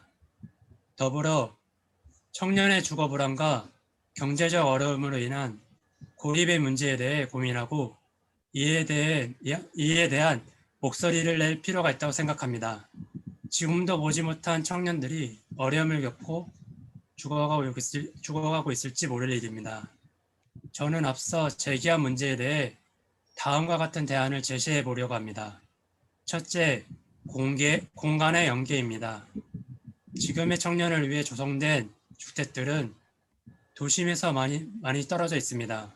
이렇게 도심 외곽에 위치하게 되면 교통도 불편하고 환경 고립을 하게 만들어 앞으로 조성되고 있는 주택들은 도심과 연계할 수 있는 위치에 조성할 필요가 있습니다. 둘째, 치유의 생활화입니다. 청년들이 고민을 말하고 치유받을 수 있는 공간이 청년 주거 지역이나 청년 주거 주택 안에 자리 잡게 하는 것입니다. 이를 통해 치유가 일상화되고 재도약의 기회를 제공해 주는 것입니다. 셋째, 임금 불평등의 해소입니다. 청년들의 고립에 불평등한 임금 구조도 많은 영향을 주고 있다고 봅니다. 산업별로 임금 구조가 계속 개선되고 소득 격차로 인한 생활의 격차와 인식의 격차를 줄여주는 것이 중요합니다. 마지막으로 미디어 환경 개선입니다. 미디어가 지금까지 어떻게 청년의 모습을 보여주고 있었는지 살펴보고 보여지지 않는 청년들의 삶도 보여줌으로써 청년의 이해가 불균형을 이루지 않게 해주는 것이 중요합니다. 이상에 제시한 대안을 저는 앞으로 글로써 목소리를 대변하고 시민사회활동과 정당활동을 통해 목소리를 전달하고 실질적인 정책 대안이 마련될 수 있도록 하는데 힘을 쏟을 생각입니다. 이를 통해 청년들이 고립되지 않고 죽지 않게 하는데 작은 역할을 하려고 합니다. 함께하면 더 쉽고 더 빨리 해낼 수 있습니다. 함께 들어주시고 함께 걸어가 주시면 감사하겠습니다. 감사합니다. 네, 수고하셨습니다. 자, 허율 씨 음소거 키시고 어떻게 들었는지 소감 얘기해 주세요. 대한민국의 이제 청년들이 이제 미래이고 청년들이 없으면 이제 대한민국도 없는 거잖아요. 네, 이제 그 청년들에 대해서 이제 그거에 대해서 연설을 잘 해주신 것 같은데 정말 잘하신 것 같습니다. 네. 네, 고은비 씨 음소거 키시고 소감 얘기해 주세요. 네, 저번에 뭐 다른 분들이 말씀해 주신 게 많이 반영이 되었다는 느낌을 받았어요. 왜 호주에 가게 되었는지, 그리고 정확한 정책 제안, 그리고 그 정책이 제안만 하는 것이 아니라 나는 무엇을 하겠다, 그런 내용으로 이제 마무리가 잘 되어서 굉장히 반영도 많이 되었고 잘 정리되었다고 생각이 듭니다. 감사합니다. 네네. 저도 뭐 연설문이 굉장히 좋아졌어요. 점점 발전해서 보기가 좋은데 다만 시간이 조금 오바됐어요. 제가 아까 해보니까 조금만 뒤쪽을 조금만 깎아내면 시간이 5분 안으로 딱 들어올 것 같거든요. 그래서 시간 조정 조심해 주시고 그다음에 이제 원고가 완전히 숙지되지 않은 상태에서 이제 보고 읽잖아요. 보고 읽으니까 아무래도 전달력이 좀 떨어지거든요. 근데 또 읽다가 자꾸 씹어. 이 씹는 이유는 많이 안 읽었기 때문에 그러는 거예요. 최대한 많이 읽어서 완전히 익숙해지면 거의 외우다시피 해가지고 쭉 읽는 게 굉장히 자연스러워지거든요. 근데 읽다가 씹는 건 충분히 읽지 않았기 때문에 그런 거고 연습을 더 하셔야 되고 그다음에 씹었다는 것도 자기가 의식해. 그러니까 이제 표정이 이렇게 민망하니까 이렇게 씩 웃게 되잖아요. 그러면 또 심사위원들이 보기엔 다 보여. 아, 얘 씹었구나. 씹어갖고 당황했구나. 이런 게 다 눈에 보이거든요. 그러니까 이제 그런 부분만 조금 자연스럽게. 씹을 땐 씹더라도 그냥 안 씹은 것처럼 자연스럽게 그냥 넘어가. 표정 관리를 잘 하라는 거예요. 그래야 이제 나중에 봤을 때, 아, 그래도 위기에 잘 대응하는구나. 이런 느낌을 주니까 최대한 연습을 많이 해서 차분하게 읽는 연습을 하시면 좋을 것 같습니다. 네, 수고하셨습니다. 알겠습니다. 자, 다음은 김도선 씨. 김도선 씨 음소거 키시고. 자, 준비. 시작. 안녕하세요. 매일매일을 즐겁게 살려고 노력하는 아직 결혼하지 못한 평범한 직장인입니다.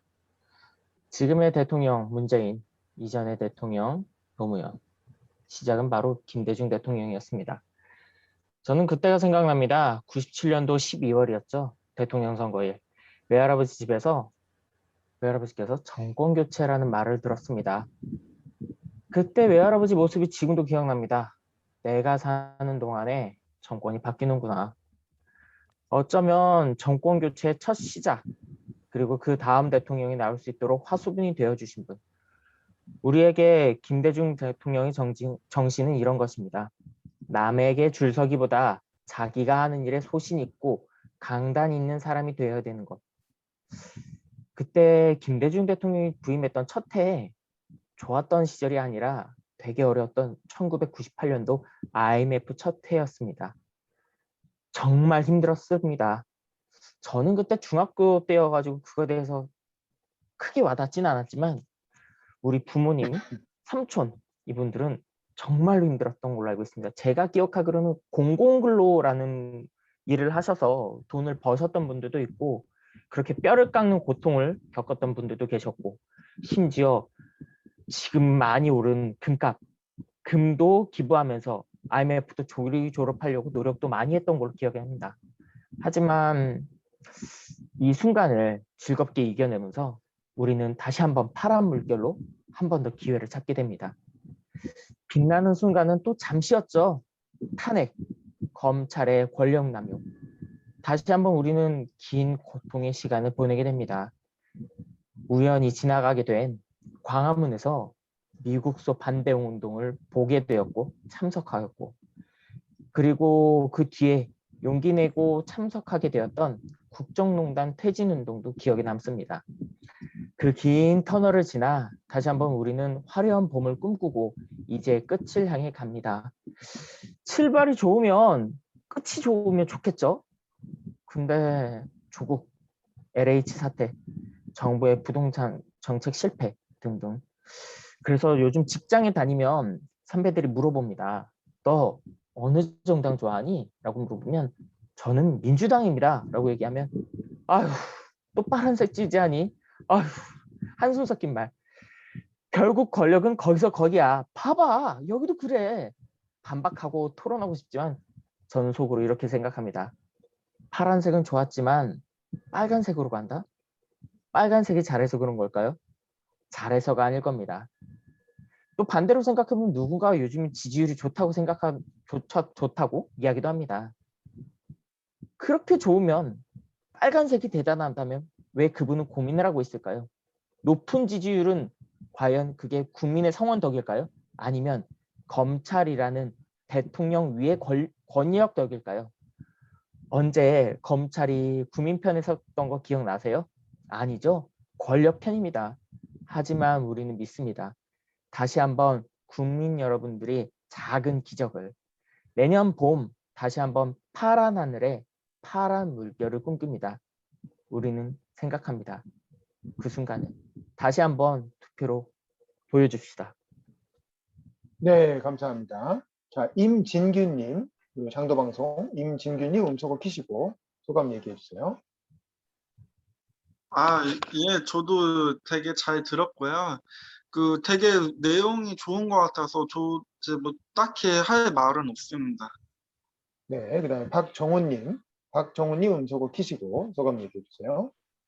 네, 내용이 전에는 솔직히 잘 안 들렸는데 되게 잘 들리고 되게 빠져서 들었습니다. 근데 좀 점점점 뭔가 이 정권에 대한 홍보만 너무 하시는 것 같아서 조금 반론 수용해 줬으면 좋겠고요. 검찰이 국민의 편에 있었던 적도 있습니다. 이상입니다. 네, 알겠습니다. 어쨌든 정치적인 입장이니까 자기 입장대로 하시면 될 것 같고요. 자, 집에 계신데 이 와이셔츠를 끝까지 채우셨어요. 와이셔츠 예. 단추를 끝까지 채우니까 약간 좀 답답해 보이거든요. 차라리 그럴 거면 넥타이를 그냥 매라. 집에 있더라도 넥타이를 단정하게 매고 그냥 대회에 참가하시는 게 더 나을 것 같고 너무 좀 답답해 보여.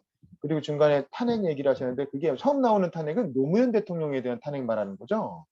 예. 이제 그거를 좀 정확하게 설명을 해주시면 좋을 것 같아요. 탄핵이 2번 있었기 때문에 이제 뭐 그 정도만 해주시고 뭐 그 외에는 뭐 나머지는 차분하게 잘 가신 것 같고 이게 아무래도 읽으면 이게 시선이 이쪽을 보고 있잖아요. 시선이 이렇게 이쪽을 보면서 얘기하니까 이게 좀 아쉬워요. 이제 좀 더 시간을 들여갖고 외우셔가지고 이 카메라를 보면서 청중과 눈을 마주치면서 얘기할 수 있도록 그렇게 좀 신경을 써주시면 좋을 것 같아요. 아무래도 이제 보고 이렇게 옆에 보고 읽으니까 조금 아쉽습니다. 내용이 좋은데 좀 아쉽습니다. 그것만 좀 주의해 주시고요. 잘하셨습니다. 우리 고은비 씨 해볼까요? 자, 고은비 씨 음소거 켜시고 준비 시 고은비 어디 갔냐? 자, 존경하는 여러분 안녕하십니까? 고은비입니다. 이렇게 주말에도 회의에 참석하셔서 저희 연설을 들어주시는 여러분들은 정치에 관심을 가지고 계신 분들이라고 생각합니다. 정치에 관심이 많은 분들께 먼저 질문을 하나 드리려고 합니다. 여러분들은 원하시는 정치인의 모습이 있으신가요? 예를 들어서 정의로운 정치인, 청렴한 정치인 등으로 대답할 수 있을 것 같네요. 혹시 있으시다면 손 한번 들어주실 수 있으신가요? 네, 손 들어주신 분들 감사합니다. 이제 내려주셔도 좋습니다. 손을 들어주신 분들은 어쩌면 정치에 이상형이 있다고 할 수 있을 것 같네요. 어쩌면 정치를 사랑하고 계신지도 모르겠습니다. 이렇게 이야기를 시작하게 된 이유는 제가 오늘 여러분들께 20대가 바라는 정치인의 모습을 말씀드리려고 하기 때문입니다. 요즘 뉴스나 잡지에서는 MZ세대라는 말이 자주 등장합니다. MZ세대는 1980년대 초에서 2000년대 초에 출생한 밀레니엄 세대와 1990년대 중반에서 2000년대 초반에 출생한 Z세대를 통칭하는 말입니다. 다시 말해 현재의 20대를 의미하는 것이죠. 많은 정치인들이 이 20대와 소통하기 위해서 다양한 시도를 하고 있습니다. 여러 가지 SNS를 사용하고 있고 20대들이 많이 항의하는 문화인 온라인 게임을 함께하거나 댄스 챌린지를 업로드하는 등의 활동을 하기도 합니다. 그러나 저희가 원하는 정치인은 이런 친구를 흉내내는 정치인이 아닙니다. 저희가 원하는 정치인은 바로 일, 잘하는 정치인입니다. 국정농단 이후로, 촛불 집회 이후로 많은 사람들이 정치에 대한 관심을 가지기 시작했습니다. 저도 당시 고등학생으로서 수업 시작 전에 매일매일 신문을 찾아보았던 기억이 납니다. 정치에 관심을 가졌던 학생들은 자라서 20대가 되었습니다. 현재 20대는 정치에 관심이 많습니다. 그러니 친구 같은 정치인이 아니라 정치를 잘하는 정치인을 원합니다. 또한 저희는 공정한 정치인을 원합니다. 왜냐하면 현재 20대들은 세상이 불공정하다고 느끼기 때문입니다. 학교 다닐 때 선생님께서 말씀하셨습니다. 착하게 살아야 한다고. 하지만 착하게 산다고 집을 살 수 있는 건 아니었습니다. 그러한 상황에서 신문에서는 LH 직원들이 땅을 투기했다는 이야기를 접할 수 있었습니다. 부모님께서 말씀하셨습니다. 열심히 노력하면 무엇이든 할 수 있다고. 하지만 노량진에서부터 독서실에서 9시간, 10시간 공부해서 취업이 보장되는 것은 아니었습니다. 심지어 코로나19로 인해 작은 알바 자리 하나도 구하기 어려운 상황입니다. 어릴 때 저는 생각했습니다. 나도 어른이 되면 엄마처럼 아빠처럼 살 수 있겠지? 하지만 세상은 녹록치 않았습니다. 요즘에는 결혼을 떠나서 나중에 부모님에게 손을 벌리게 되는 상황이 오지 않을까 걱정이 됩니다. 삶에서 공정이 무너지는 모습을 느끼면서 공정한 세상을 만들기 위해 노력하는 정치인의 모습을 바라게 되었습니다. 김대중 대통령은 청년 전태일의 죽음 이후 공정한 세상을 위해서 근로기준법을 무시한 노동 정책을 반대하는 연설을 하셨습니다. 그 연설문에서 김대중 대통령은 전태일의 분신 자살은 오늘의 절망에 찬 사회 현실에 대한 일대 경종이라고 반성해야 한다라고 말했습니다. 저희는 이렇게 세상이 불공정하다고 느끼는 저희의 목소리를 들어줄 수 있는 정치인을 원합니다.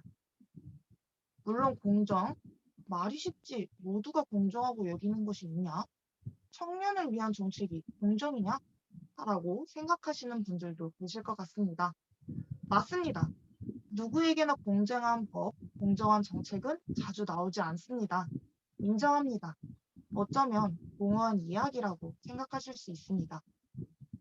하지만 그렇다고 해서 사회의 문제를 해결하기 위한 논의와 노력을 하는 것조차 의미 없다고 할 수 있을까요? 저는 아니라고 생각합니다. 또한 누군가에는 공정하지 않다고 느낄 수 있지만 왜 그런 법이 만들어졌는지 사회적 합의를 통해서 도출이 된다면 충분히 공정한 법이라고 느낄 수 있을 거라고 생각합니다. 존경하는 여러분, 그리고 존경하는 정치인 여러분. 20대가 바라는 정치인은 뭔가 다른 새로운 정치인이 아닙니다. 저도 더 안전한 세상, 더 공정한 세상, 다음 세대가 더 살기 좋은 세상, 그러한 세상을 원합니다. 그런 세상을 유권자와 함께 만들어 나갈 수 있는 그런 정치인을 원합니다. 이런 세상을 위해서 저도 노력하겠습니다. 유권자로서 행동하는 양심이 되도록 하겠습니다. 나의 친구와 이웃과 국민들의 삶에 관심을 가지겠습니다. 공정한 표를 행사하도록 하겠습니다. 지금 제 연설을 듣고 계시는 여러분들도 앞으로 다가올 선거에서 유권자로서 동참해 주십시오. 저는 행동하는 유권자와 일 잘하는 정치인이 있다면 대한민국이 보다 공정한 나라가 될 수 있다고 믿습니다. 감사합니다. 네, 고우영 씨 음소거 키시고 소감 얘기해 주세요. 네, 굉장히 잘 들었고요. 제스처, 톤, 이런 게 굉장히 그 자체로 굉장히 설득력이 생기게끔 하는 그런 느낌이 들었는데, 아까, 박정훈님과는 조금 결이 다른데, 박정훈님 그 연설을 들으면서도 굉장히 조금 기세로서 상대방을 좀 압도하는 게 있었다라는 생각이 들었는데, 고은빈님은 좀 다르게 좀 부드럽고 굉장히 따뜻하게 좀 진행되는 측면이 굉장히 잘 와닿았다라는 생각이 들고요.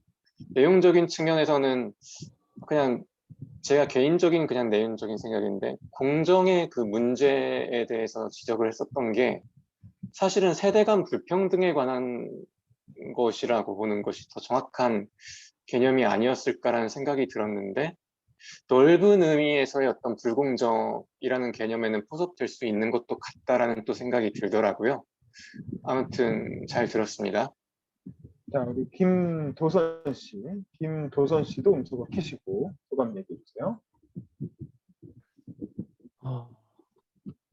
좀 고민하게 되는 것 같아. 요즘에 이런 부분에 대해서 갈라치기라고 해야 되잖아요. 남녀 갈등에 대한 그런 부분에 대한 얘기도 있고, 그러니까 그런 고민을 하면서 여성의 정치 참여에 대해서도 약간 안 좋게 보는 시선들도 있긴 한데, 저는 오히려 공정하게 경쟁할 수 있는 부분에 대한 시발점이라고 좀 보기도 하고 전반적으로 느낌을 들으면서 생각드는 게 과연 평등이라는 게 무엇이며 다시 한번 어떻게 좀 앞으로를 살아가야 될지에 대한 여러 가지 생각들을 좀 구체적으로 좀 복잡하게 생각한 것 같아요. 근데 뭐 그렇다고 해서 무겁게 받아들여야 되는 게 아니라 가볍게 생각하면서 다시 한번 그 되짚어보는 순간을 한 번 더 만들어 주신 것 같아요. 좋은 기회였던 것 같습니다. 감사합니다. 네, 그 고은비 씨 그 연설을 하실 때 이 노트북이 밑에 있어가지고 노트북이 밑에 살짝 걸리거든요. 그것 좀 예선하실 땐 좀 처리를 해주세요. 안 보이게. 아무래도 이렇게 화면 전체가 고은비 씨만 나오게 그렇게 해주시고 노트북 밑에 걸리는 것 좀 치워주시고 그다음에 이제 그 친구 흉내내는 정치인이 아니라 일 잘하는 정치인이 필요하다라는 메시지 아주 좋은 것 같아요. 그리고 또 공정한 정치인이 필요하다라면서 근데 이제 김대중 대통령 얘기를 전태일 씨와 관련된 연설로 인용을 했는데 뭐 그 부분도 좋아요. 그 부분도 좋지만 뭐 이런 포인트죠. 김대중 대통령이야말로 준비된 대통령이라는 슬로건으로 집권을 했는데 70대가 넘는 노인으로서 집권을 했지만 누구보다 청년들의 활동 무대인 IT 산업 그리고 문화 산업을 일으키는 데 큰 공헌을 했단 말이죠. 그러니까 꼭 청년 이렇게과 김대중 대통령과 청년과 뭐 친구 흉내내지는 않았지만 오히려 일 잘하는 대통령이고 공정한 대통령이기 때문에 청년들에게 누구보다 더 큰 기회를 제공해 줬다. 이제 뭐 그런 것도 조금 언급해주면 좋지 않을까 싶긴 한데, 근데 약간 분량이 지금도 약간 좀 이렇게 오바되는 부분이 좀 있어서 이 부분을 넣을 거면 다른 부분을 좀 정리해야 되겠죠. 그건 한번 고민해 보시고 뭐 굳이 안 바꿔도 되고 어쨌든 아주 잘하셨습니다. 이렇게 해서 준비 잘 해주시고요. 마지막이죠 이제 고우영 씨, 고우영 씨만 남았죠? 오늘 다 했죠? 고우영 씨 거 한번 들어보겠습니다. 자, 준비 시작.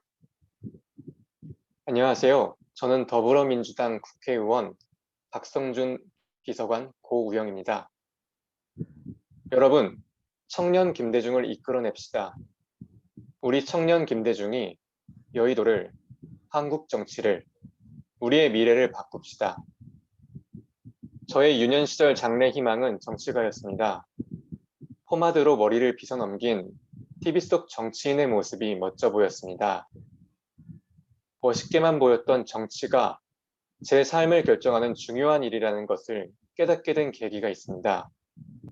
바로 1997년 IMF 외환 위기입니다. 저희 집은 가세가 기울었고 저는 다니던 중학교를 자퇴해야 했습니다. 순식간에 제도권 교육의 이탈자가 돼버렸습니다. 저는 국가 경제와 국민의 살림살이를 책임지는 정치가 곧 나의 삶이라는 것을 체험을 통해 알게 됐습니다. 저는 중학교를 자퇴한 뒤 검정고시와 수능을 치르고 대학에 진학했습니다. 그리고 정치학을 전공으로 택했습니다. 김대중 대통령처럼 국가 살림을 책임지는 솜씨가 뛰어난 역사의식을 갖춘 진짜 정치인이 되고 싶었습니다. 하지만 저는 정작 대학을 졸업한 뒤 정치에 투신하는 대신 투자 일을 시작했습니다. 수신제가 지국 평천하에도 순서가 있다고 생각을 정리한 뒤부터 수신에만 치중했습니다. 일신의 안위를 챙기는 데만 애썼던 시간이었습니다. 10년 가까운 시간이 흘렀습니다. 불현듯 나 혼자만 잘 살아도 되는 것일까? 이게 내가 진짜 원하던 삶일까? 라는 생각이 머릿속을 맴돌기 시작했습니다. 우리 사회, 우리 공동체가 직면한 위기를 바라보면서 다시 김대중 대통령을 떠올렸습니다. 저는 여의도로 자리를 옮겨 국회의원의 비서관이 됐습니다. 이제 이 여의도 한복판에서 연꽃을 피우려고 합니다. 제가 정치를 그저 멋있게만 바라봤던 철부지 시절, 김대중 대통령은 우리 국민에게 희망을 품게 해준 분이었습니다. 사회적 대타협과 경제개혁을 통해 IMF 체제를 조기에 졸업했습니다. 우리 국민들은 금모으기 운동에 자발적으로 동참해 외환위기 극복을 앞당겼습니다. 김대중 대통령은 미래를 내다보고 초고속 인터넷 인프라 구축에 힘써 우리나라를 IT 강국으로 도약시켰습니다. 실사구시에 입각한 선택과 집중은 세계적 경쟁력을 갖춘 대형 IT 플랫폼과 게임 산업의 주춧돌이 됐습니다. 그로부터 20년이 흘렀습니다. 다시 위기입니다. 이번에는 위기 앞에 붙는 수식어가 다양합니다. 코로나19 위기, 대전환의 위기, 불평등으로 인한 위기, 그리고 청년의 위기. 김대중 대통령은 오늘의 위기를 어떻게 바라볼까요? 청년 김대중은 어떻게 이 위기를 헤쳐나갈까요? 해답은 정치에 있습니다. 더 정확하게는 시대정신을 실천하는 정치 지도자를 제대로 세우는 것이 우리가 찾는 해답의 열쇠입니다. 시대정신은 희망입니다.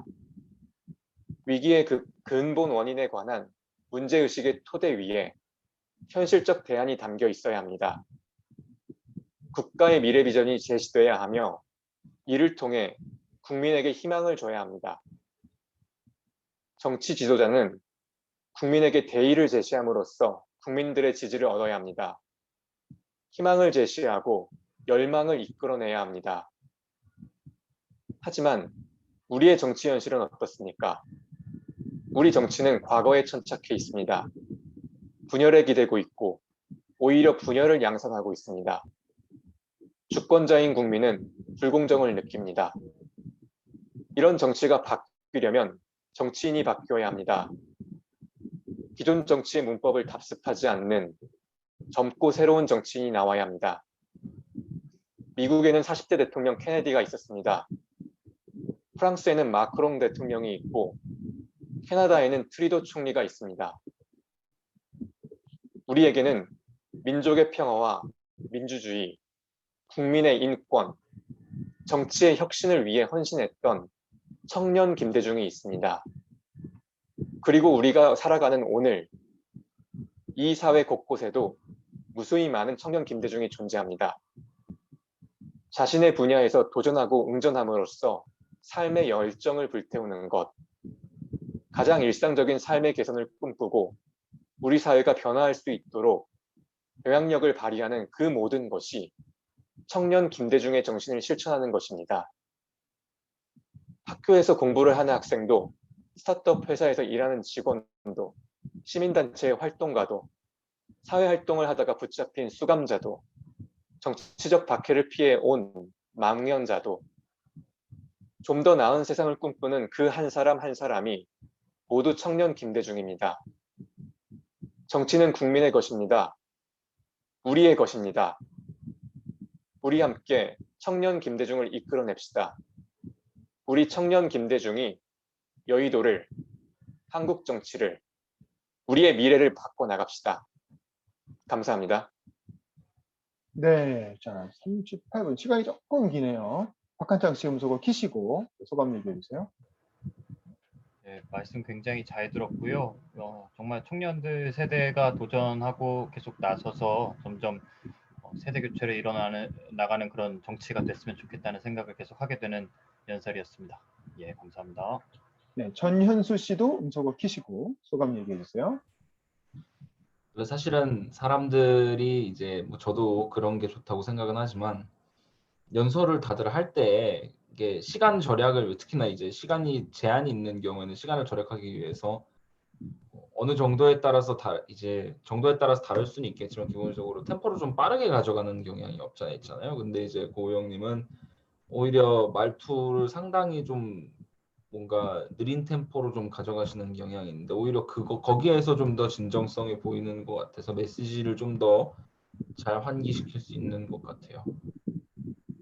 네, 좋습니다. 저도 뭐 속도는 큰 문제는 없는 것 같아요. 차분하게 진정성 있게 잘 들리는데 어쨌든 분량이 넘어가니까 문장을 조금 줄여야 되겠죠. 그러면 속도를 이대로 할 거면 어쨌든 너무 잘하셨고 시작할 때 더불어민주당 국회의원 박성준 고우영 비서관입니다. 이렇게 했던 것 같은데 그게 아니라 더불어민주당 박성준 국회의원실의 비서관 고우영입니다. 이런 식으로 박성준이 비서관이라는 건지 의원이라는 건지 좀 헷갈렸거든요. 그래서 그거 좀 정확하게 끊어서 얘기해 주시고, 뭐 그거 말고는 뭐 내용 제가 보기엔 뭐 아주 훌륭합니다. 요런 톤으로 해가지고 예선 때도 잘 해주시면 될 것 같습니다. 제가 깜빡했는데 박현숙 씨 아직 안 하셨죠? 박현숙 씨 지금 어떻게 비디오 켜고 연결 가능하신가요? 박현숙 씨 준비되셨나요? 네. 네네, 비디오 켜주시고요.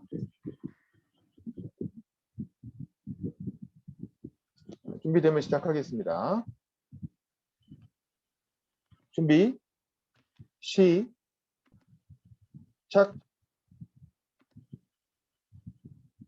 국민 여러분 안녕하십니까? 저는 내년 지방선거에 출마를 준비하고 있는 더불어민주당의 암행어사 출두요! 특산물 신메뉴의 팔로를 돕는 앱 수입박스의 청년 대표 박현숙이라고 합니다.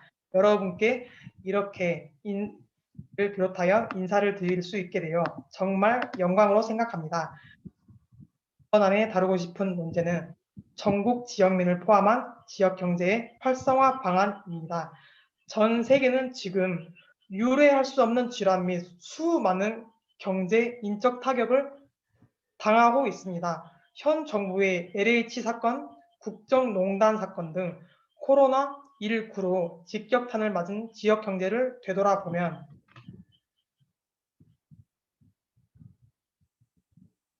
제가 이 수입박스 앱 서비스의 개발과 창업을 결심하게 된 이유이기도 합니다.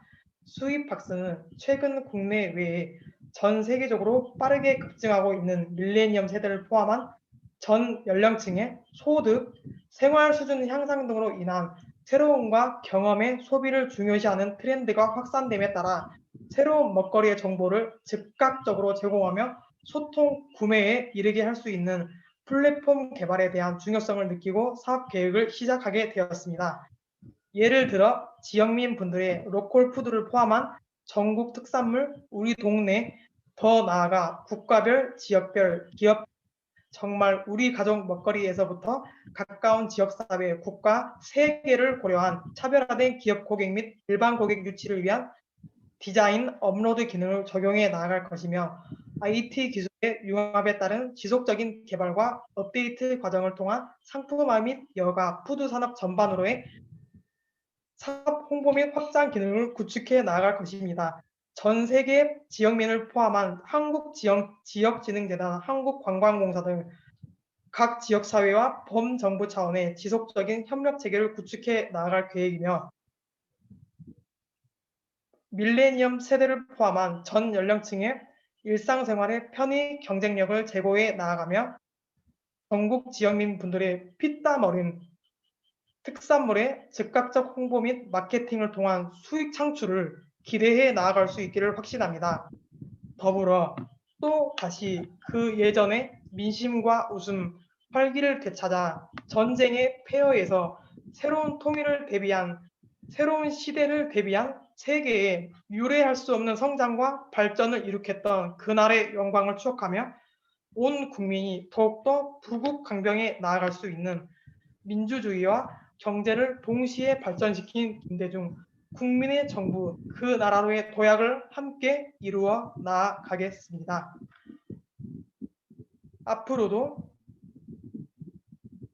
이상 더불어민주당의 청년위원 수입박스의 박현숙 대표였습니다. 앞으로도 모든 여러분의 수많은 협력과 응원 또 성원을 부탁드리겠습니다. 감사합니다. 네, 고생하셨습니다. 자, 고은비 씨 음소거 키시고 어떻게 들었는지 소감 얘기해 주세요. 지방선거 출마할 예정이라고 하셨는데 앞에서 그렇게 이야기하니까 뭔가 좀 더 관심 있게 들을 수 있었던 것 같고 그리고 저만 그럴지 모르겠는데 그 앱 이름이 사실 수입박스인지 사실 잘 못 알아들어가지고 뭐 혹시 예선 같은 거 할 때 가능하시다면 뭐 그런 상표 같은 걸 보여주셔도 좀 좋을 것 같고 좀 더 뭔가 하면 조금 더 좋을 것 같습니다. 감사합니다. 네, 그다음 박정훈 씨 음소거 키시고 소감 얘기해 주세요. 네, 너무 잘 들었고요. 그 지방 분권이 참 중요한데 지방 경제 활성화를 위해서 이렇게 앞장서 주시는 거에서 너무 감사합니다. 근데 제가 딱 들었는데 좀 약간 긴장하셨는지 읽고 일한 뭐 좀 약간 산만해 보이는 경향이 있더라고요. 근데 긴장 안 하셨으면 좋을 것 같고요. 너무 잘하고 있으시고요. 그리고 혹시 지방에 살고 계셔서 사투리를 하신다면 사투리를 섞여서 하셔도 더 자연스러울 것 같다는 생각이 들었습니다. 이상입니다. 네네. 이 카메라를 어디 딱 고정하고 하는 게 아니라 누가 뭐 들어주고 있나 봐요. 본인이 들었는지 누가 들었는지 모르겠으나, 그러니까 약간 좀 화면이 흔들리잖아요. 그래서 웬만하면은 뭐 산발이 같은 걸 이용해서 뭐 이렇게 셀카봉 같은 거 이용해서 고정을 시켜놓고 그다음에 이제 하시는 게 좋을 것 같고요. 그다음에 지난번에도 지적이 나왔던 건데, 처음에 안녕하세요, 저는 더불어민주당의 암행어사 출두요 뭐 박현숙입니다 이렇게 했는데, 왜 암행어사 출두인지에 대해서도 그것도 좀 설명을, 한 문장은 설명을 해줘야, 아 그래서 그런가 보다, 지방에서 뭔가 이렇게 그 물류산업, 농산물 물류산업을 스타트업을 하시는데, 그러면서도 지방에서 또 이렇게 이루어지는 뭐 정부 여당의 뭐 이런 거를 감시 감독을 자기가 하고 있다라든가 뭐 그런 식으로 암행어사 컨셉에 맞는 활동을 뭘 하시는지 그것도 한마디만 소개해 주시면 되게 좋은 연설이 될 것 같습니다. 어쨌든 고생하셨습니다. 그리고 여기까지 할 텐데 우리 다들 소감 한 마디씩 듣고 마치도록 할게요. 오늘도 드디어 이제 오늘이 마지막 첨삭이죠. 이제 내일 모레면 바로 예선입니다. 김도선 씨부터 음소거 키시고 소감 얘기해 주세요. 오늘은 좀 일찍 끝났네요, 여러분들. 정말 그래도 거의 2시간 됐어요. 자, 하루 만에 당일치기로 이렇게 봤는데 다들 고생하셨고 결과에 대해서 일비일비하지 않았으면 좋겠습니다. 우리가 하는 일들이 다 본업들이 있기 때문에 여러분들 본업에 충실하시고 이 일은 자 행운으로 자 남으셨으면 좋겠습니다. 다들 파이팅입니다. 네, 고우영 씨 음소거 키시고 소감 얘기해 주세요. 3번 뵙고 오늘 사실 처음 본 분도 계시긴 하지만 굉장히 좀 정들었어요. 카메라 너머로 만났지만. 그래서 코로나 상황이 되게 엄중해가지고 오프라인 만남은 좀 어려울 수 있지만 지속적으로 대회도 이렇게 뭐 끝나더라도 조금 계속 교류를 좀 이어갔으면 하는 바람이 생겼습니다. 예, 이상입니다. 네, 허율 씨 음소거 키시고 소감 얘기해 주세요. 예선까지 딱 이틀 남았는데 모두 진짜 열심히 하셔가지고 정말 자신이 만족하는 결과 얻으시길 바라겠습니다. 모두들 화이팅 하세요. 감사합니다. 네, 박정훈 씨 음소거 키시고 소감 얘기해 주세요. 네, 첨삭 거의 다 참석했었는데 너무 행복했고요. 여기 계신 모든 분들이 모두 다 애국자이십니다. 너무 즐거웠습니다. 감사합니다. 네, 천민호 씨 음소거 키시고 소감 얘기해 주세요.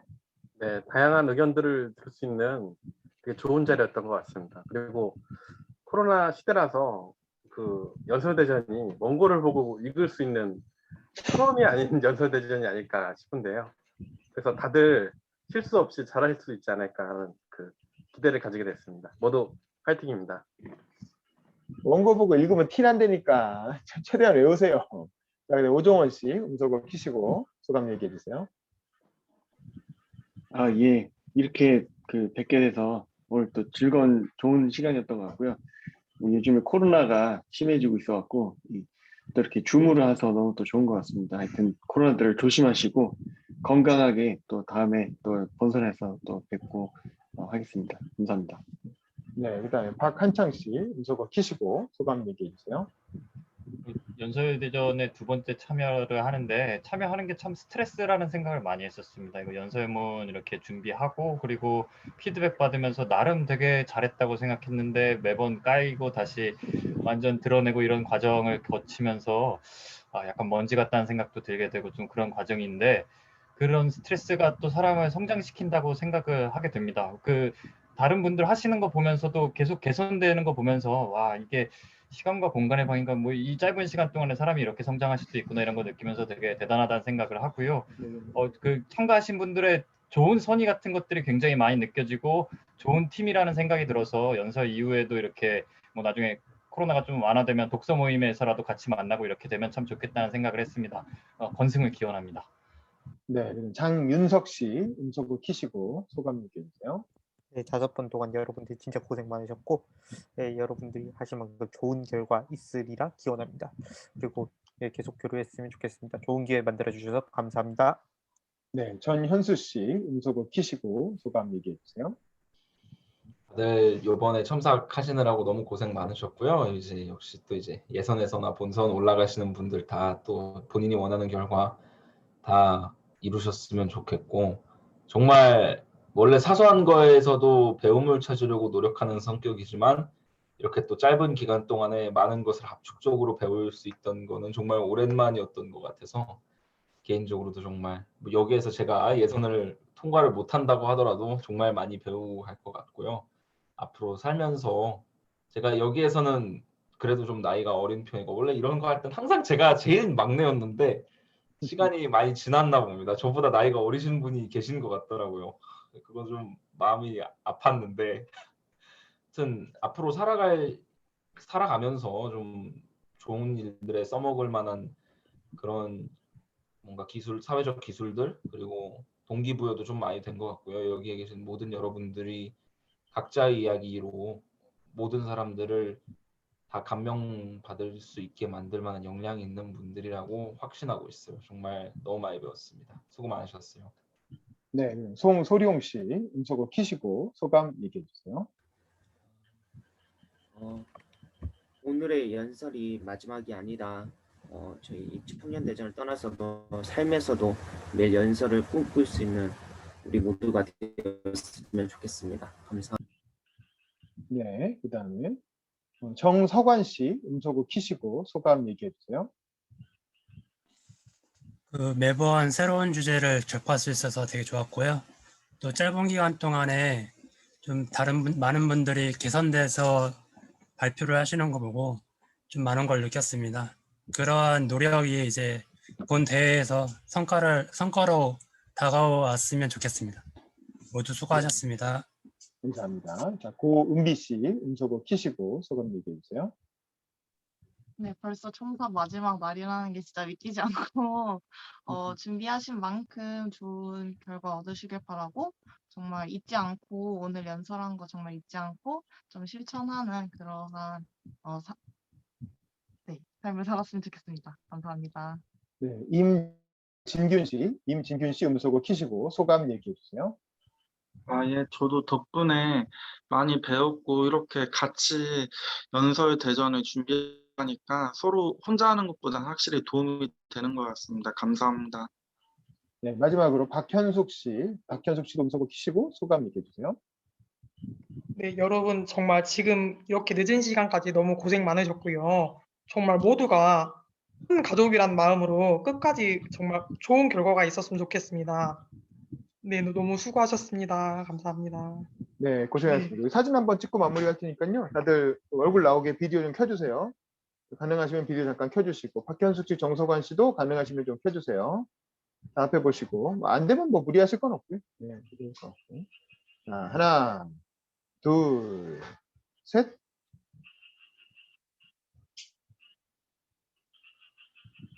된 거야. 안 된 거야. 한 번만 더 찍겠습니다. 자, 하나, 둘, 셋.